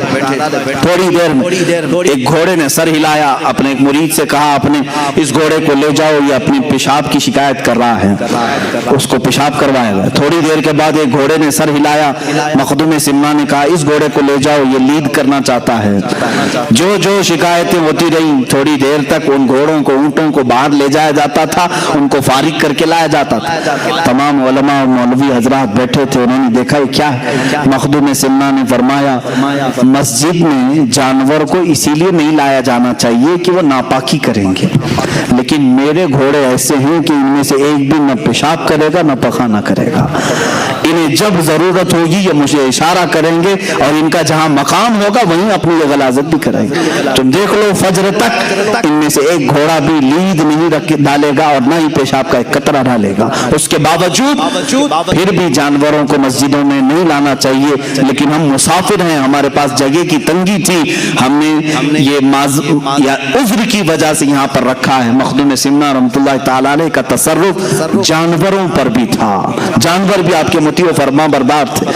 ایک علاقے میں آپ کے ساتھ مذاق بھی کیا گیا تھا، لیکن وہ مذاق حقیقت ہو گئی۔ کچھ اوباش نوجوانوں نے ایک جنازہ تیار کیا اور کہا کہ ڈپلیکیٹ مردے کو رکھ کر کے، یعنی زندہ آدمی کو رکھ کر کے یہ مخدوم اشرف سمنانی سے کہیں گے جنازہ پڑھا دیجیے۔ جب وہ نماز پڑھانے لگیں یہ مردہ اٹھے گا، تالیاں بجائیں گے، سب مذاق اڑائیں گے، اللہ کے ولی کا مذاق۔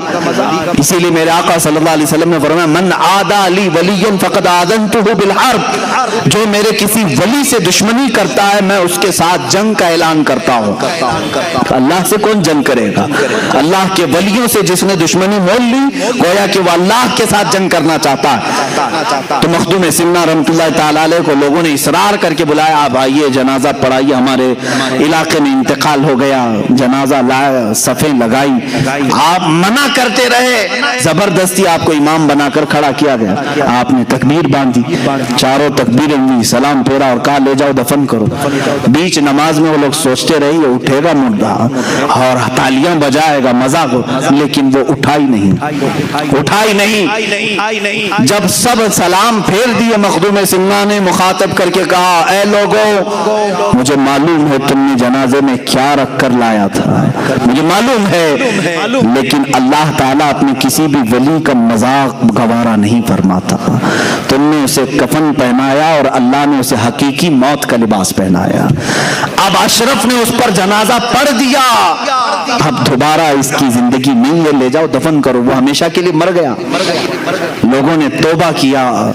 اللہ کے ولیوں کے ساتھ جو مذاق کرتا ہے میرے عزیزوں اس کے ساتھ بہت برا حشر ہوگا۔ میں نے اسی طرح دیکھا مدینہ رسول میں میرے آقا صلی اللہ علیہ وسلم کا رحم و کرم ہے، اس غلیظ متوع کو آج تک میں یاد رکھا ہوں، اللہ اس پر لعنت کرے، جالیوں کے پاس کھڑا ہے، ہندوستانی پاکستانی جو حجاج آتے ہیں میرے آقا کی بارگاہ میں کہتے ہیں دعائی ہو یا رسول اللہ، فریاد ہو یا رسول اللہ، حضور کی بارگاہ میں یہ پیش کرتے ہیں۔ وہاں موجود ایک وہابی متوع کو غصہ آیا، اس نے کہا کیا رسول سے مانگتے ہو، کیا رسول سے مانگتے ہو، یہ شرک ہے۔ کہا ہم رسول سے نہ مانگیں تو پھر کس سے مانگیں؟ اللہ سے مانگتے ہیں، اللہ سے مانگو۔ میرے عزیزوں بات سچی ہے، اللہ ہی دیتا ہے، بخدا خدا کا یہی ہے در، نہیں اور کوئی مفر مقر، جو وہاں سے ہو یہی آ کے ہو، جو یہاں نہیں تو وہاں نہیں۔ یہ میرے امام اعلیٰ حضرت نے ہمیں سمجھایا ہے، دربار رسالت یہ اللہ رب العزت تک پہنچنے کا راستہ ہے۔ اے نادان اگر اس نبی نے نہ بتایا ہوتا تو خدا کو رحمان بھی نہیں جانتا، कभी नहीं समझ सकता। उस मुतव्वे ने मेरे सामने एक हरकत की थी, कहा देखो मैं नाच रहा हूँ यहाँ पर, और अपनी पीठ जालियों पर लगा लगा करके घिसने लगा, पैर उछल उछल करके करने लगा। ये किसी को नफा भी नहीं दे सकते, नुकसान भी नहीं दे सकते। देखो मैं अगर कुछ होना था तो मेरे साथ हो जाता। उन हाजियों ने कान पकड़ लिया और वहां से निकल गए। मेरे अजीजों, कुछ लोग मेरे साथ थे, उन्होंने कहा, पूछा भी कि हज़रत ये इतनी बदतमीजी कर रहा है, गुस्ताखी कर रहा है, अजाब आ जाना चाहिए। मुझे उस वक्त हमारे एक बुजुर्ग की बात याद आई। मैंने उनसे भी ये सवाल किया था कि इन पर अल्लाह का अजाब क्यों नहीं आता। उन्होंने कहा, बेटा अल्लाह का अजाब क्या तुम समझते पत्थर आ जाएं, बारिश आग की नाजिल हो जाए, जमीन फट जाए, यही अल्लाह का अजाब है? कहा ये दिखने वाले अजाब है। अल्लाह का अगर सबसे बड़ा कोई अजाब है तो अपने घर के करीब रख करके भी ईमान की दौलत खत्म करता है। उस अजाब में तो वो मुब्तला है। अल्लाह ने ईमान सल्ब कर लिया है, उसका खत्म हो चुका है, ये सबसे बड़े अजाब में गिरफ्तार है। इसी तरह मेरे अजीजों, जिन्होंने औलिया कामिलीन से दुश्मनी की, अल्लाह ताला उनका खात्मा बुरा कर देता है। वो इस दुनिया की नियामतों से तो लुत्फानंदोज हो सकते हैं, लेकिन क़यामत के दिन वो खाइब व खासिर उठेंगे। अल्लाह के वलियों से दुश्मनी ना लो। मखदूम सिमना रहमतुल्लाह ताला अलैह का मजाक करने की कोशिश की गई, लेकिन जनाजे में हमेशा के लिए आदमी सो गया। कुछ लोग ऐसे भी हैं आज जो औलिया के तसर्रुफात और उनकी करामात के मुनकिर हैं। कुरान उनकी करामात की गवाही दे रहा है। सुलेमान अलैहिस्सलाम की उम्मतियों में एक उम्मती ऐसा है कि सबा बल्कीस का तख्त मुल्क यमन से फिलिस्तीन में एक लम्हे में नहीं, पलक झपकने से पहले हाजिर करता है। ये कुरान की आयत है। कुरान वलियों की करामत का जिक्र कर रहा है। और ये आजकल के लोग जो औलिया कामिलीन के मुनकिर हैं, ये दर हकीकत अल्लाह के वलियों की दुश्मनी पाल रहे हैं। याद रखना, रब तबारक व तआला की पकड़ और उसका इंतकाम बहुत सख्त होता है। तुम जब अपने किसी दोस्त की तौहीन बर्दाश्त नहीं कर सकते, अल्लाह अपने दोस्तों की तौहीन कैसे गवारा फरमाएगा? वो जरूर तुमसे बदला लेगा, इंतकाम, और वो मुंतकिम हकीकी है। बहरहाल मखदूम सिमना रहमतुल्लाह ताला अलैह की मैं कुछ आखिरी बातें ये भी अर्ज करूं कि आप जौनपुर जब तशरीफ लाए तो वहाँ जो बादशाह थे वो इब्राहिम अशरकी सुल्तान थे। उनका जमाना बड़ा अच्छा था। उनकी बारगाह में काजी शहाबुद्दीन दौलत आबादी रहमतुल्लाह अलैह थे। उन्होंने मखदूम सिमना रहमतुल्लाह ताला अलैह की बड़ी इज्जत की, बड़ा पुरतपाक इस्तकबाल किया, और बादशाह इब्राहिम अशरकी भी मखदूम सिमना रहमतुल्लाह ताला अलैह के सिलसिले में दाखिल हुए, और उन्होंने ये गुजारिश की थी कि हुजूर आप यहाँ हमेशा के लिए अपना मस्कन बनाएं। मखदूम सिमना रहमतुल्लाह ताला अलैह ने उनकी इरादत और उनकी अकीदत को देख करके ये फरमाया था कि ऐ इब्राहिम, मैं तुझसे ये वादा करता हूँ कि मैं तेरे हुदूद सल्तनत से बाहर कहीं नहीं आराम करूंगा। जब मेरा आखिरी वक्त आएगा तो मैं आराम तेरी हुदूद सल्तनत के अंदर ही करूंगा। और वही हुआ। आज जो किचोचा शरीफ है वो जौनपुर की रियासत के अंदर आता था। अब आपको मैं ये भी बता दूं, बसखारी नाम सुना होगा आपने, या कचोचा शरीफ जो जाते हैं उन्हें मालूम होना चाहिए, दो कस्बे वहां मशहूर हैं। एक बसखारी है, ये कचोचा शरीफ से पहले आता है, और उसके बाद कचोचा शरीफ है। कचोचा शरीफ और बसखारी ये दोनों इस वक्त उत्तर प्रदेश में है। फैजाबाद हुआ करता था जिला, अब उसको अम्बेडकर नगर किया गया। इनको नामों को बदलने की बड़ी वो पड़ी हुई है। ये समझते हैं कि नाम बदलने तारीख बदल जाएगी। ये ऐसी ही है जैसे एक परिंदा है। परिंदा वो कौन सा परिंदा है, मैं उसका नाम भूल रहा हूँ, बगला है या कोई भी। जब शिकारी करीब में आता है तो परों में अपना मुंह छुपा लेता है और ये समझता है अब मैं छुप गया, अब मुझे शिकारी नहीं देख रहा है। खाली मुंह छुप जाने से पूरा वजूद नहीं छुपता। इलाहाबाद को बदल देने से उसकी हकीकत कभी नहीं बदलेगी। आप जितने भी नामों की तब्दीली का आज राग अलाप रहे हो, अभी उत्तर प्रदेश में फिर सुना कि लखनऊ में किसी एक म्यूजियम का नाम बदल दिया, अली नगर को आर्या नगर कर दिया, मुगल सराय जो एक स्टेशन था दीन दयाल उपाध्याय, जितने भी नाम तुम तब्दील करते जाओ, ठीक है, आज तुम्हारा वक्त है, इंशाल्लाह हमारा दौर आएगा। ہم ناموں کی تبدیلی کو اصل نہیں سمجھتے. اولیاء کاملین یہاں پر آئے ہیں تو انہوں نے گاؤں گاؤں کے شہر شہر کے نام نہیں بدلے, بلکہ زنگ آلود دلوں کو انہوں نے بدلا ہے. جس میں زنگ لگا ہوا تھا انہیں بدلا. اب بات آ ہی گئی ہے تو میں آپ کو بتا دوں, اولیاء کاملین کی زبان میں اتنی تاثیر ہے کہ آپ جب وہاں تشریف لائے, جو بسکھاری ہے اور کچوچھا ہے, آج بھی یہ مشہور ہیں, 2 قصبے ہیں, جانا کبھی زیارت کا اتفاق ہو تو دونوں قصبوں میں, وہاں مخدوم ثانی رحمۃ اللہ تعالی علیہ بسکھاری میں آرام فرما ہے اور یہاں مخدوم اشرف سمنانی آرام فرما ہے. آپ مخدوم سمنا کا گزر اس بسکھاری سے ہو رہا تھا, لوگوں نے پانی پیش کیا, پانی کھا رہا تھا, آپ نے صرف یہ فرمایا بس کھاری, یعنی یہ کھاری پانی ہے. آپ کی زبان کی تاثیر سے وہ علاقہ بس کھاری ہی ہو گیا, آج تک بس کھاری. آپ نے فرمایا بس کھاری. تھوڑا آپ آگے گزرے, آپ آگے آئے تو لوگوں نے پانی پیش کیا تو آپ نے فرمایا کچھ اچھا ہے. کیا فرمایا؟ کچھ اچھا ہے. یہ کچھ اچھا ہی کچوچھا شریف بن گیا ہے. کچوچھا کا وجہ تسمیہ میں نے آج بیان کیا ہے. الحمدللہ ہمارے دلوں کی عقیدت کچوچھا سے بھی وابستہ ہے اور شہر بریلی سے بھی برابر وابستہ ہے. ہم جھگڑے اور فسادات والے ان نام نہاد تفرقہ باز لوگوں میں سے نہیں ہیں. الحمدللہ ہمارے اکابرین نے ہمیں تمام مشائخ کا ادب و احترام سکھایا ہے. آج اگر کچھ لوگ اس طرح کی تقسیم کے قائل ہیں تو میں ان کی تردید کرتا ہوں. ایک طرف مخدوم سننا ہے اور اگر ایک طرف اعلیٰ حضرت فاضل بریلوی ہیں تو کبھی کمپیئر مت کرنا کہ یہ بزرگ کون ہے, یہ بزرگ کون ہے. تمہاری حیثیت کیا ہے ان اولیاء کے مقام کو ناپنے کی, ان اولیاء کرام کے مقامات کو ناپنے کی. اعلیٰ حضرت فاضل بریلوی رضی اللہ تعالیٰ عنہ وہ ہیں کہ مخدوم سمنا سے وابستہ ہر شہزادے کا ادب و احترام فرماتے تھے. حضرت محدث اعظم کچوچوی رحمۃ اللہ تعالیٰ علیہ کو آپ نے جب بھی درسگاہ پر رکھا ہے, اعلیٰ حضرت رضی اللہ تعالیٰ عنہ کبھی کرسی پر نہیں بیٹھتے تھے, اس لیے کہ مخدوم سمنا کے یہ آستانے سے وابستہ شہزادہ ہے. اعلیٰ حضرت رضی اللہ تعالیٰ عنہ نے وہاں کا ادب سکھایا ہے. اور کچوچھا شریف کے بزرگان دی جو سادات کرام ہیں, انہوں نے ہمیں کبھی بریلی کی نفرت نہیں ڈالی.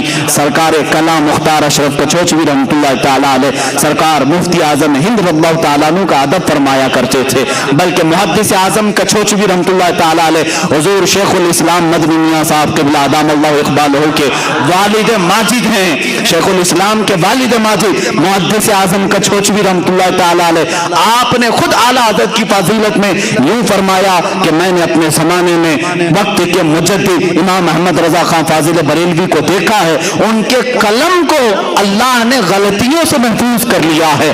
یہ کسی اور نے نہیں کہا کہ چوچھا شریف نے ہمیں یہ سکھایا ہے. میرے عزیزو, اگر کہیں نفرت آتی ہے تو سمجھ لینا کہ بیچ میں کوئی شیطان داخل ہو رہا ہے. ہم نے بریلی میں کچوچھا کی محبت سیکھی اور کچوچھا میں جا کر بریلی کی عظمت سیکھی ہے. الحمدللہ چند سال پہلے میں کچوچھا شریف کے عرس میں بھی حاضر تھا, بریلی شریف کے عرس میں بھی ہم حاضر ہوتے ہیں. ہم نے دیکھا مخدوم سمنا رحمۃ اللہ تعالیٰ علیہ کے عرس مقدسہ میں کچوچھا شریف میں, وہاں پر بریلی شریف کے سجادہ نشین بھی حاضر ہیں, نائب سجادہ نشین بھی ہیں. اعلیٰ حضرت کے خانقاہ کے شہزادے یہاں پر آئے ہوئے ہیں. اور جب بریلی شریف کے کل شریف میں دیکھا تو کچوچھا کے سادات بھی یہاں پر ہیں. پھر ہم نے سوچا پھر آخر یہ جو ماحول میں جو چند لوگ دکھتے ہیں یہ کون ہیں, تو پتا چلا کہ یہ بی جے پی اور کانگریس کے ووٹ لینے والے لوگ ہیں. ان کا مشائخ سے کوئی تعلق نہیں, اوپر سب معاملات صحیح ہیں, یہاں یہ ٹکڑوں پہ پلنے والے لوگوں کے معاملات ہیں. اسی لیے میرے عزیزو, ان معاملات میں ہمیشہ الرٹ رہو. اس لیے کہ آپ دیکھتے ہیں یہ جے جے جے جے جے کرتے بی جے پی کے جھنڈے لیے, جے جے جے جے کرتے کانگریس کے جھنڈے لیے. یہاں جا کر کے دیکھا تو ایسا لگا کہ یہ مودی کو پتہ نہیں کہاں سے کہاں نیچے اتار دے گا. پھر اسی شخص کو یہاں دیکھا تو ایسا لگا کہ کانگریس کو پتہ نہیں کہاں سے کہاں اتارے گا. یہ دونوں طرف کا آدمی ہے اور دونوں طرف بھی بجاتا ہے. اسی طرح سلاسل میں بھی کچھ لوگ داخل ہوتے ہیں, ادھر بھی اور ادھر بھی, اور دونوں کے درمیان نفرت پیدا کرنے کے لیے کبھی ان کی مخالفت یہاں آ کر کے کرتے ہیں, کبھی ان کی مخالفت وہاں جا کر کے کرتے ہیں. اللہ کا بڑا انعام و اکرام ہے ہمارے ان مشائخ پر جنہوں نے ہمیں درمیانی راستہ عطا فرمایا ہے. ہمارے لیے تاج الشریعہ بھی ہیں اور شیخ الاسلام بھی ہیں. الحمدللہ ہم درمیانی امت ہیں، اہل سنت و جماعت ہیں، اور ہم مشائخ کا ادب و احترام بھی جانتے ہیں۔ کچھ اچھا جس کو مخدوم سمنانی نے فرمایا وہ آج کیا ہو گیا کہ چھوچھا شریف۔ اب وہ کچھ اچھا نہیں، بہت اچھا ہے، بہت اچھا ہے۔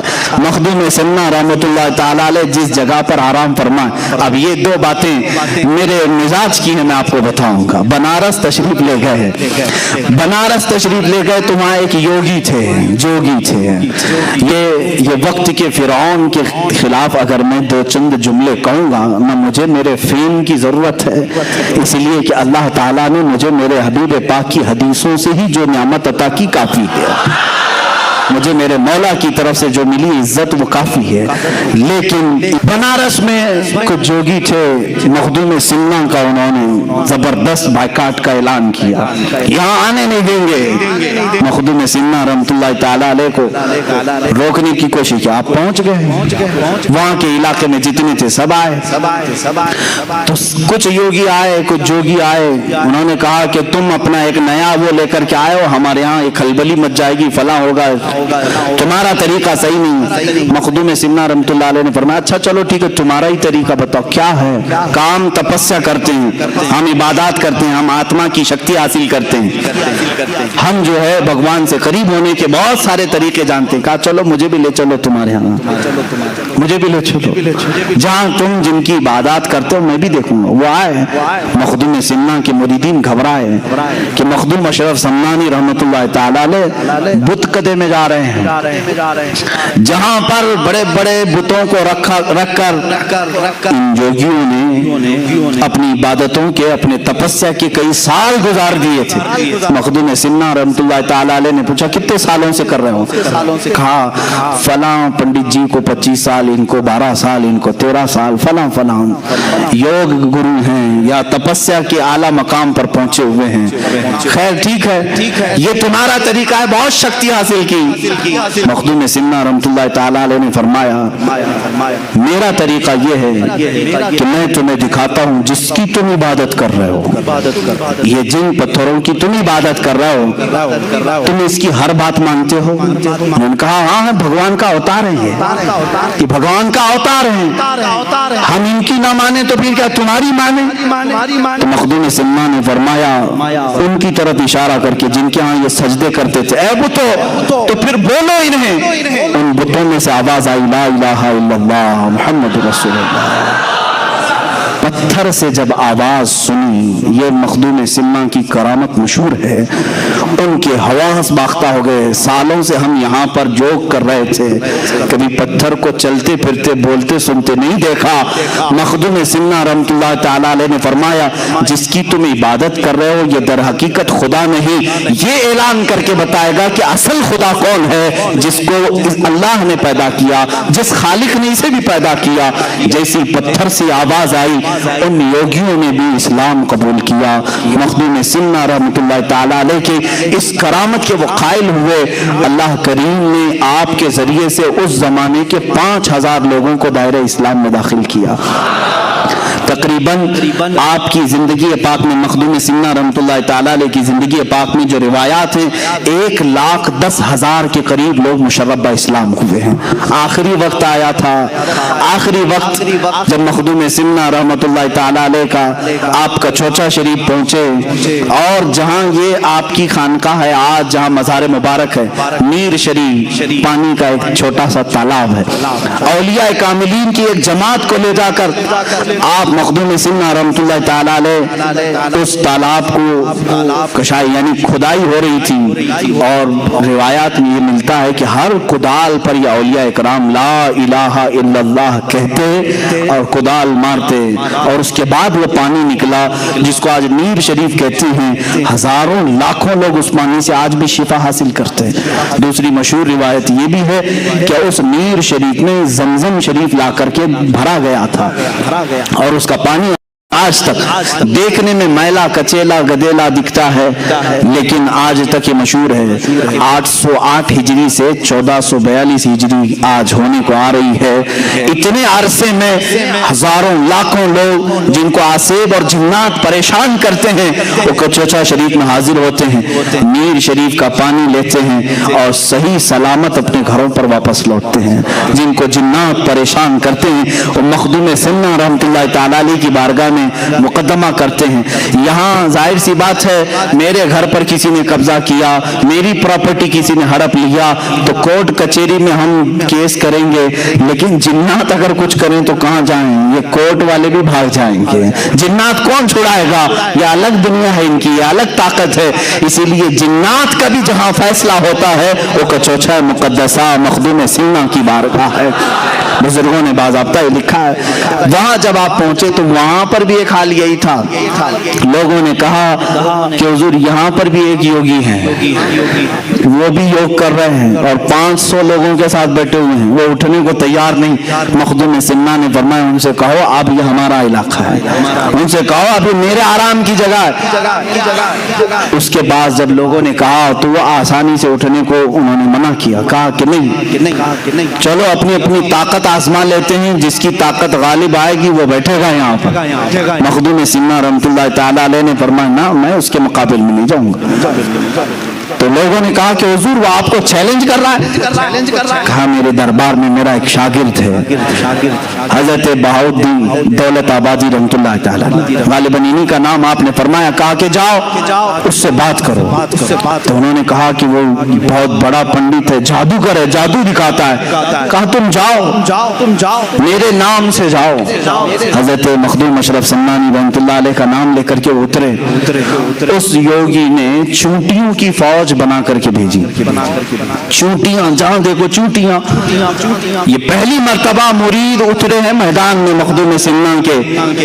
آپ نے کہا اے اشرف زمانہ زمانے مدد نما، یہ مشہور ہے، زمانے کے اشرف میری مدد۔ اتنا کہہ کر کے آپ نے پھونک مارا تو زمین پر کوئی چونٹی بھی نہیں، کیڑا بھی نہیں، کچھ بھی نہیں۔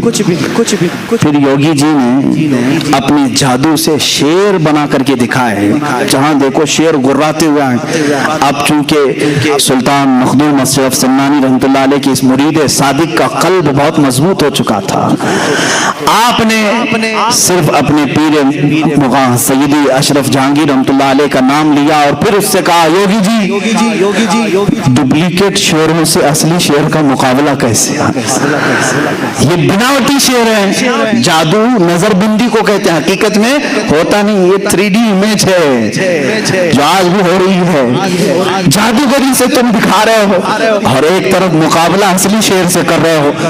آپ نے صرف اپنا چہرہ صرف کھولا، دیکھا تو دور دراز تک کوئی شیر نہیں، سب کے سب غائب ہے۔ یوگی جی نے مان لیا کہ اب میرا جادو ناکام ہے، اتنے سالوں کی جو تپسیا ہے وہ ان فقیروں کے سامنے نہیں چلے گی۔ سیدھے آئے، کہا کہ تو کس کا آدمی ہے؟ کہا چل میں تو ایک شاگرد ہوں، اصل کے پاس لے جاتا ہوں۔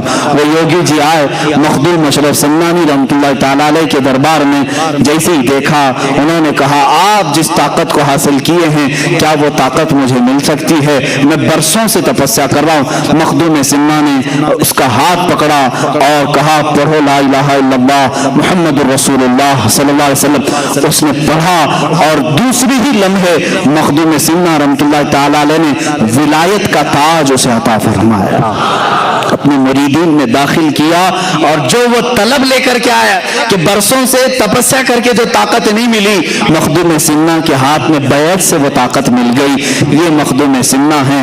اے میرے عزیزو، سلطان جہانگیر مخدوم اشرف سمنانی رحمۃ اللہ تعالیٰ علیہ کے تذکرے میں جتنے بھی کروں وہ کم ہیں، ان سے ایک خلق کثیر کو نفع ہوا ہے۔ ان کی زندگی کتنی چیزوں کا سنگم ہے۔ سمنان سے نکلے تھے، بچپن سے میں نے آپ کے واقعات سنائے، جب آپ کی عمر مبارک 97 سال کی ہوئی، یعنی 97 سال کی، تب کہ چھوچا شریف میں آپ نے ذکر و اذکار کرنا شروع کیا۔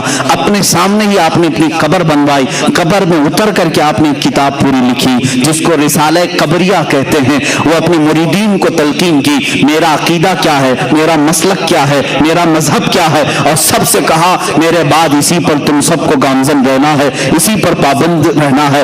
آپ کے تقریباً 40 خلفاء ہوئے اور ہزاروں کی تعداد میں شاگرد ہوئے۔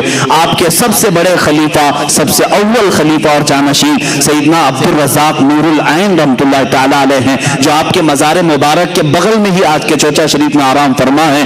سیدنا عبد الرزاق نور العین کی ہی اولاد مخدوم سمنا کی اولاد کہلائی۔ مخدوم سمنا نے شادی نہیں فرمائی تھی، آپ نے اپنے بھانجے عبد الرزاق نور العین رحمۃ اللہ تعالی علیہ کی اولاد کو اپنی اولاد فرمایا، جیسے رسول کریم صلی اللہ تعالی علیہ وسلم کی اولاد سیدہ کائنات فاطمہ الزہرا سے چلی۔ مخدوم سمنا کی نسل آپ کے بھانجے حضرت عبد الرزاق نور العین سے چلی۔ انہی کا یہ سلسلہ چلتے چلتے اس سلسلہ اشرفیہ میں وقت کے اقطاب، ابدال، اوقاب، نجبا، شرفا پیدا ہوئے۔ اپنے وقت کے عظیم المرتبت اس بزرگ کا نام میں تمہیں ذکر کروں جن کو اعلیٰ حضرت عظیم البرکت رضی اللہ تعالیٰ نے بھی ادب سے نام لیا، اشرفی میاں علی حسین اشرفی میاں رحمۃ اللہ تعالیٰ علیہ، جن کو اعلیٰ حضرت اشرفی میاں کہا جاتا ہے، وہ سلسلہ اشرفیہ کے اعلیٰ حضرت ہیں۔ یہ مخدوم سمنا رحمۃ اللہ علیہ کی اولاد میں سے، یعنی سیدنا عبد الرزاق نور العین رضی اللہ تعالیٰ عنہ کی اولاد میں سے، انہی کی اولاد میں سے سلسلہ چلا۔ مختار اشرف سرکار کلام رحمۃ اللہ تعالیٰ علیہ، حضرت سیدنا محدث اعظم ہند کچوچوی رحمۃ اللہ تعالیٰ علیہ، اس سلسلہ اشرفیہ میں آج بھی کثیر علماء موجود ہیں۔ سادات جس طرح مارارہ متحرہ میں علم اور شریعت اور طریقت کا سنگم آپ کو وہاں نظر آتا ہے، اسی طرح کچوچا شریف کی ایک خصوصیت ہے کہ اس خانقاہ میں آپ دیکھیں گے علم شریعت بھی ہے اور علم طریقت بھی ہے۔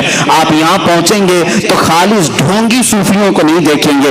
الحمدللہ آپ سلسلہ اشرفیہ کی گدی سنبھالنے والے آج بھی موجود اس عظیم المرتبت شیخ الاسلام کے پاس جائیں جنہوں نے تفسیر اشرفی کے جوہر نچھاور کیے ہیں، قرآن عظیم کی مضبوط اور بہترین محکم تفسیر بیان کی ہے اور جامع معقولات و منقولات ہیں۔ میرے والد گرامی حضرت مولانا محمد ابن حسن اللہ ان کی قبر پاک پر رحم فرمائے، میرے والد گرامی سیدنا شیخ الاسلام مدنی میاں صاحب قبلہ ادام اللہ اقبالہ کے زمانے طالب علمی کے عینی شاہد ہیں، اس زمانے سے جانتے ہیں جب جامعہ اشرفیہ مبارک پور میں وہ تعلیم حاصل کر رہے تھے، اس وقت بھی اپنی جماعت کے ممتاز علماء میں تھے، سب سے اول پوزیشن کے تھے۔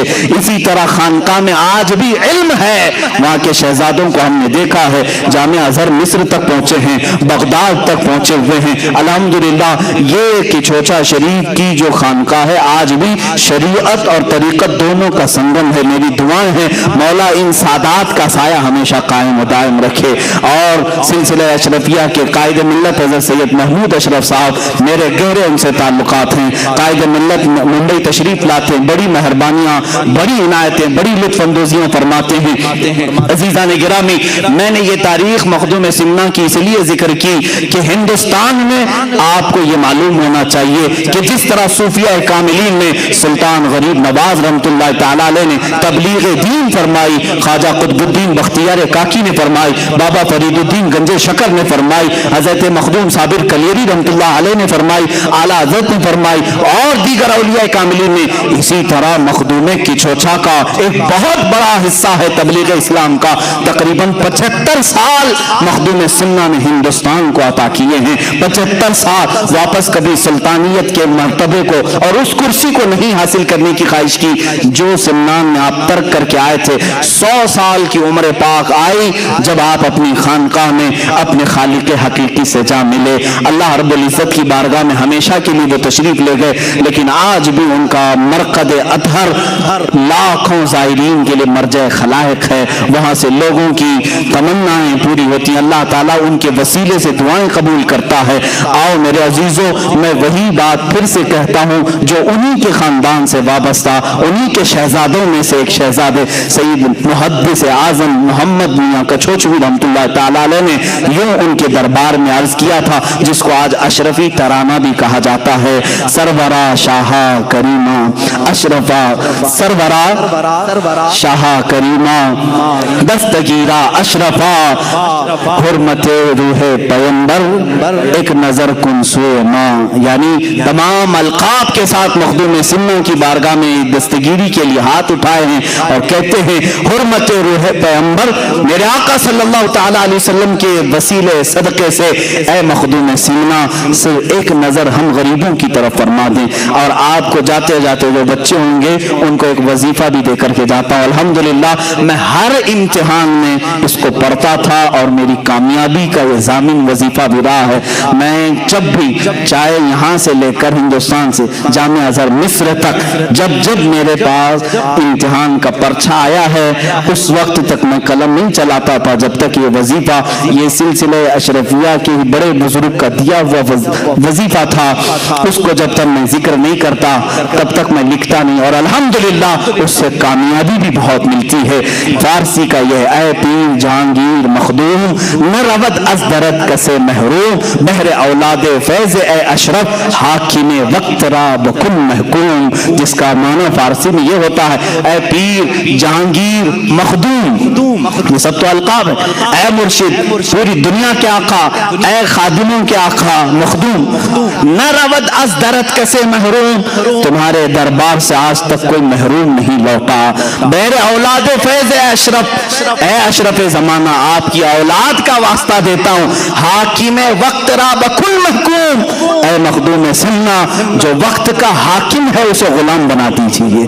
जब हम ये दुआ करते हैं अच्छे अच्छों के पसीने भी छूटते हैं, अल्लाह ताला हमें गैब से ये कुव्वत अता करता है। बारगाह रब्बुल इज्जत में दुआ है ऐ मौला हाकिम वक्त रा बकुल महकूम, हाकिम वक्त रा बकुल महकूम, हाकिम वक्त रा बकुल महकूम, मौला जुल्म जालिमों के जुल्म से हम सब की हिफाजत फरमा।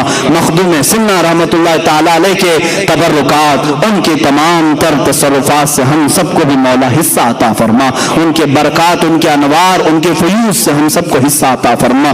मखदूम सिन्ना से वाबस्ता ये मजमा है मौला, अशरफ जमाना से वाबस्ता तेरे दरबार में वसीले के लिए हाथ उठाया, उनका वसीला लेते हुए मौला हमारी तमाम जमीनी आसमानी बलाओं से हिफाजत फरमा। ऐ करीम खुदा हम सबको जिन्नात, आसेब, सहर, जादू, सिफली, उल्वी हर तरह की बुरी आफतों से महफूज फरमा। मखदूम अशरफ जहांगीर सम्मानी रब्बाहु ताला अन्हु का दुनिया में भी हमें या वास्ता अता फरमा और क़यामत के दिन उनके झंडे तले हमारा हशर फरमा। व सल्लल्लाहु ताला अला खैरि खल्क़ि मुहम्मद व आलिहि व अस्हाबिहि अजमाईन व आखिर दावाना अल्हम्दुलिल्लाहि रब्बिल आलमीन।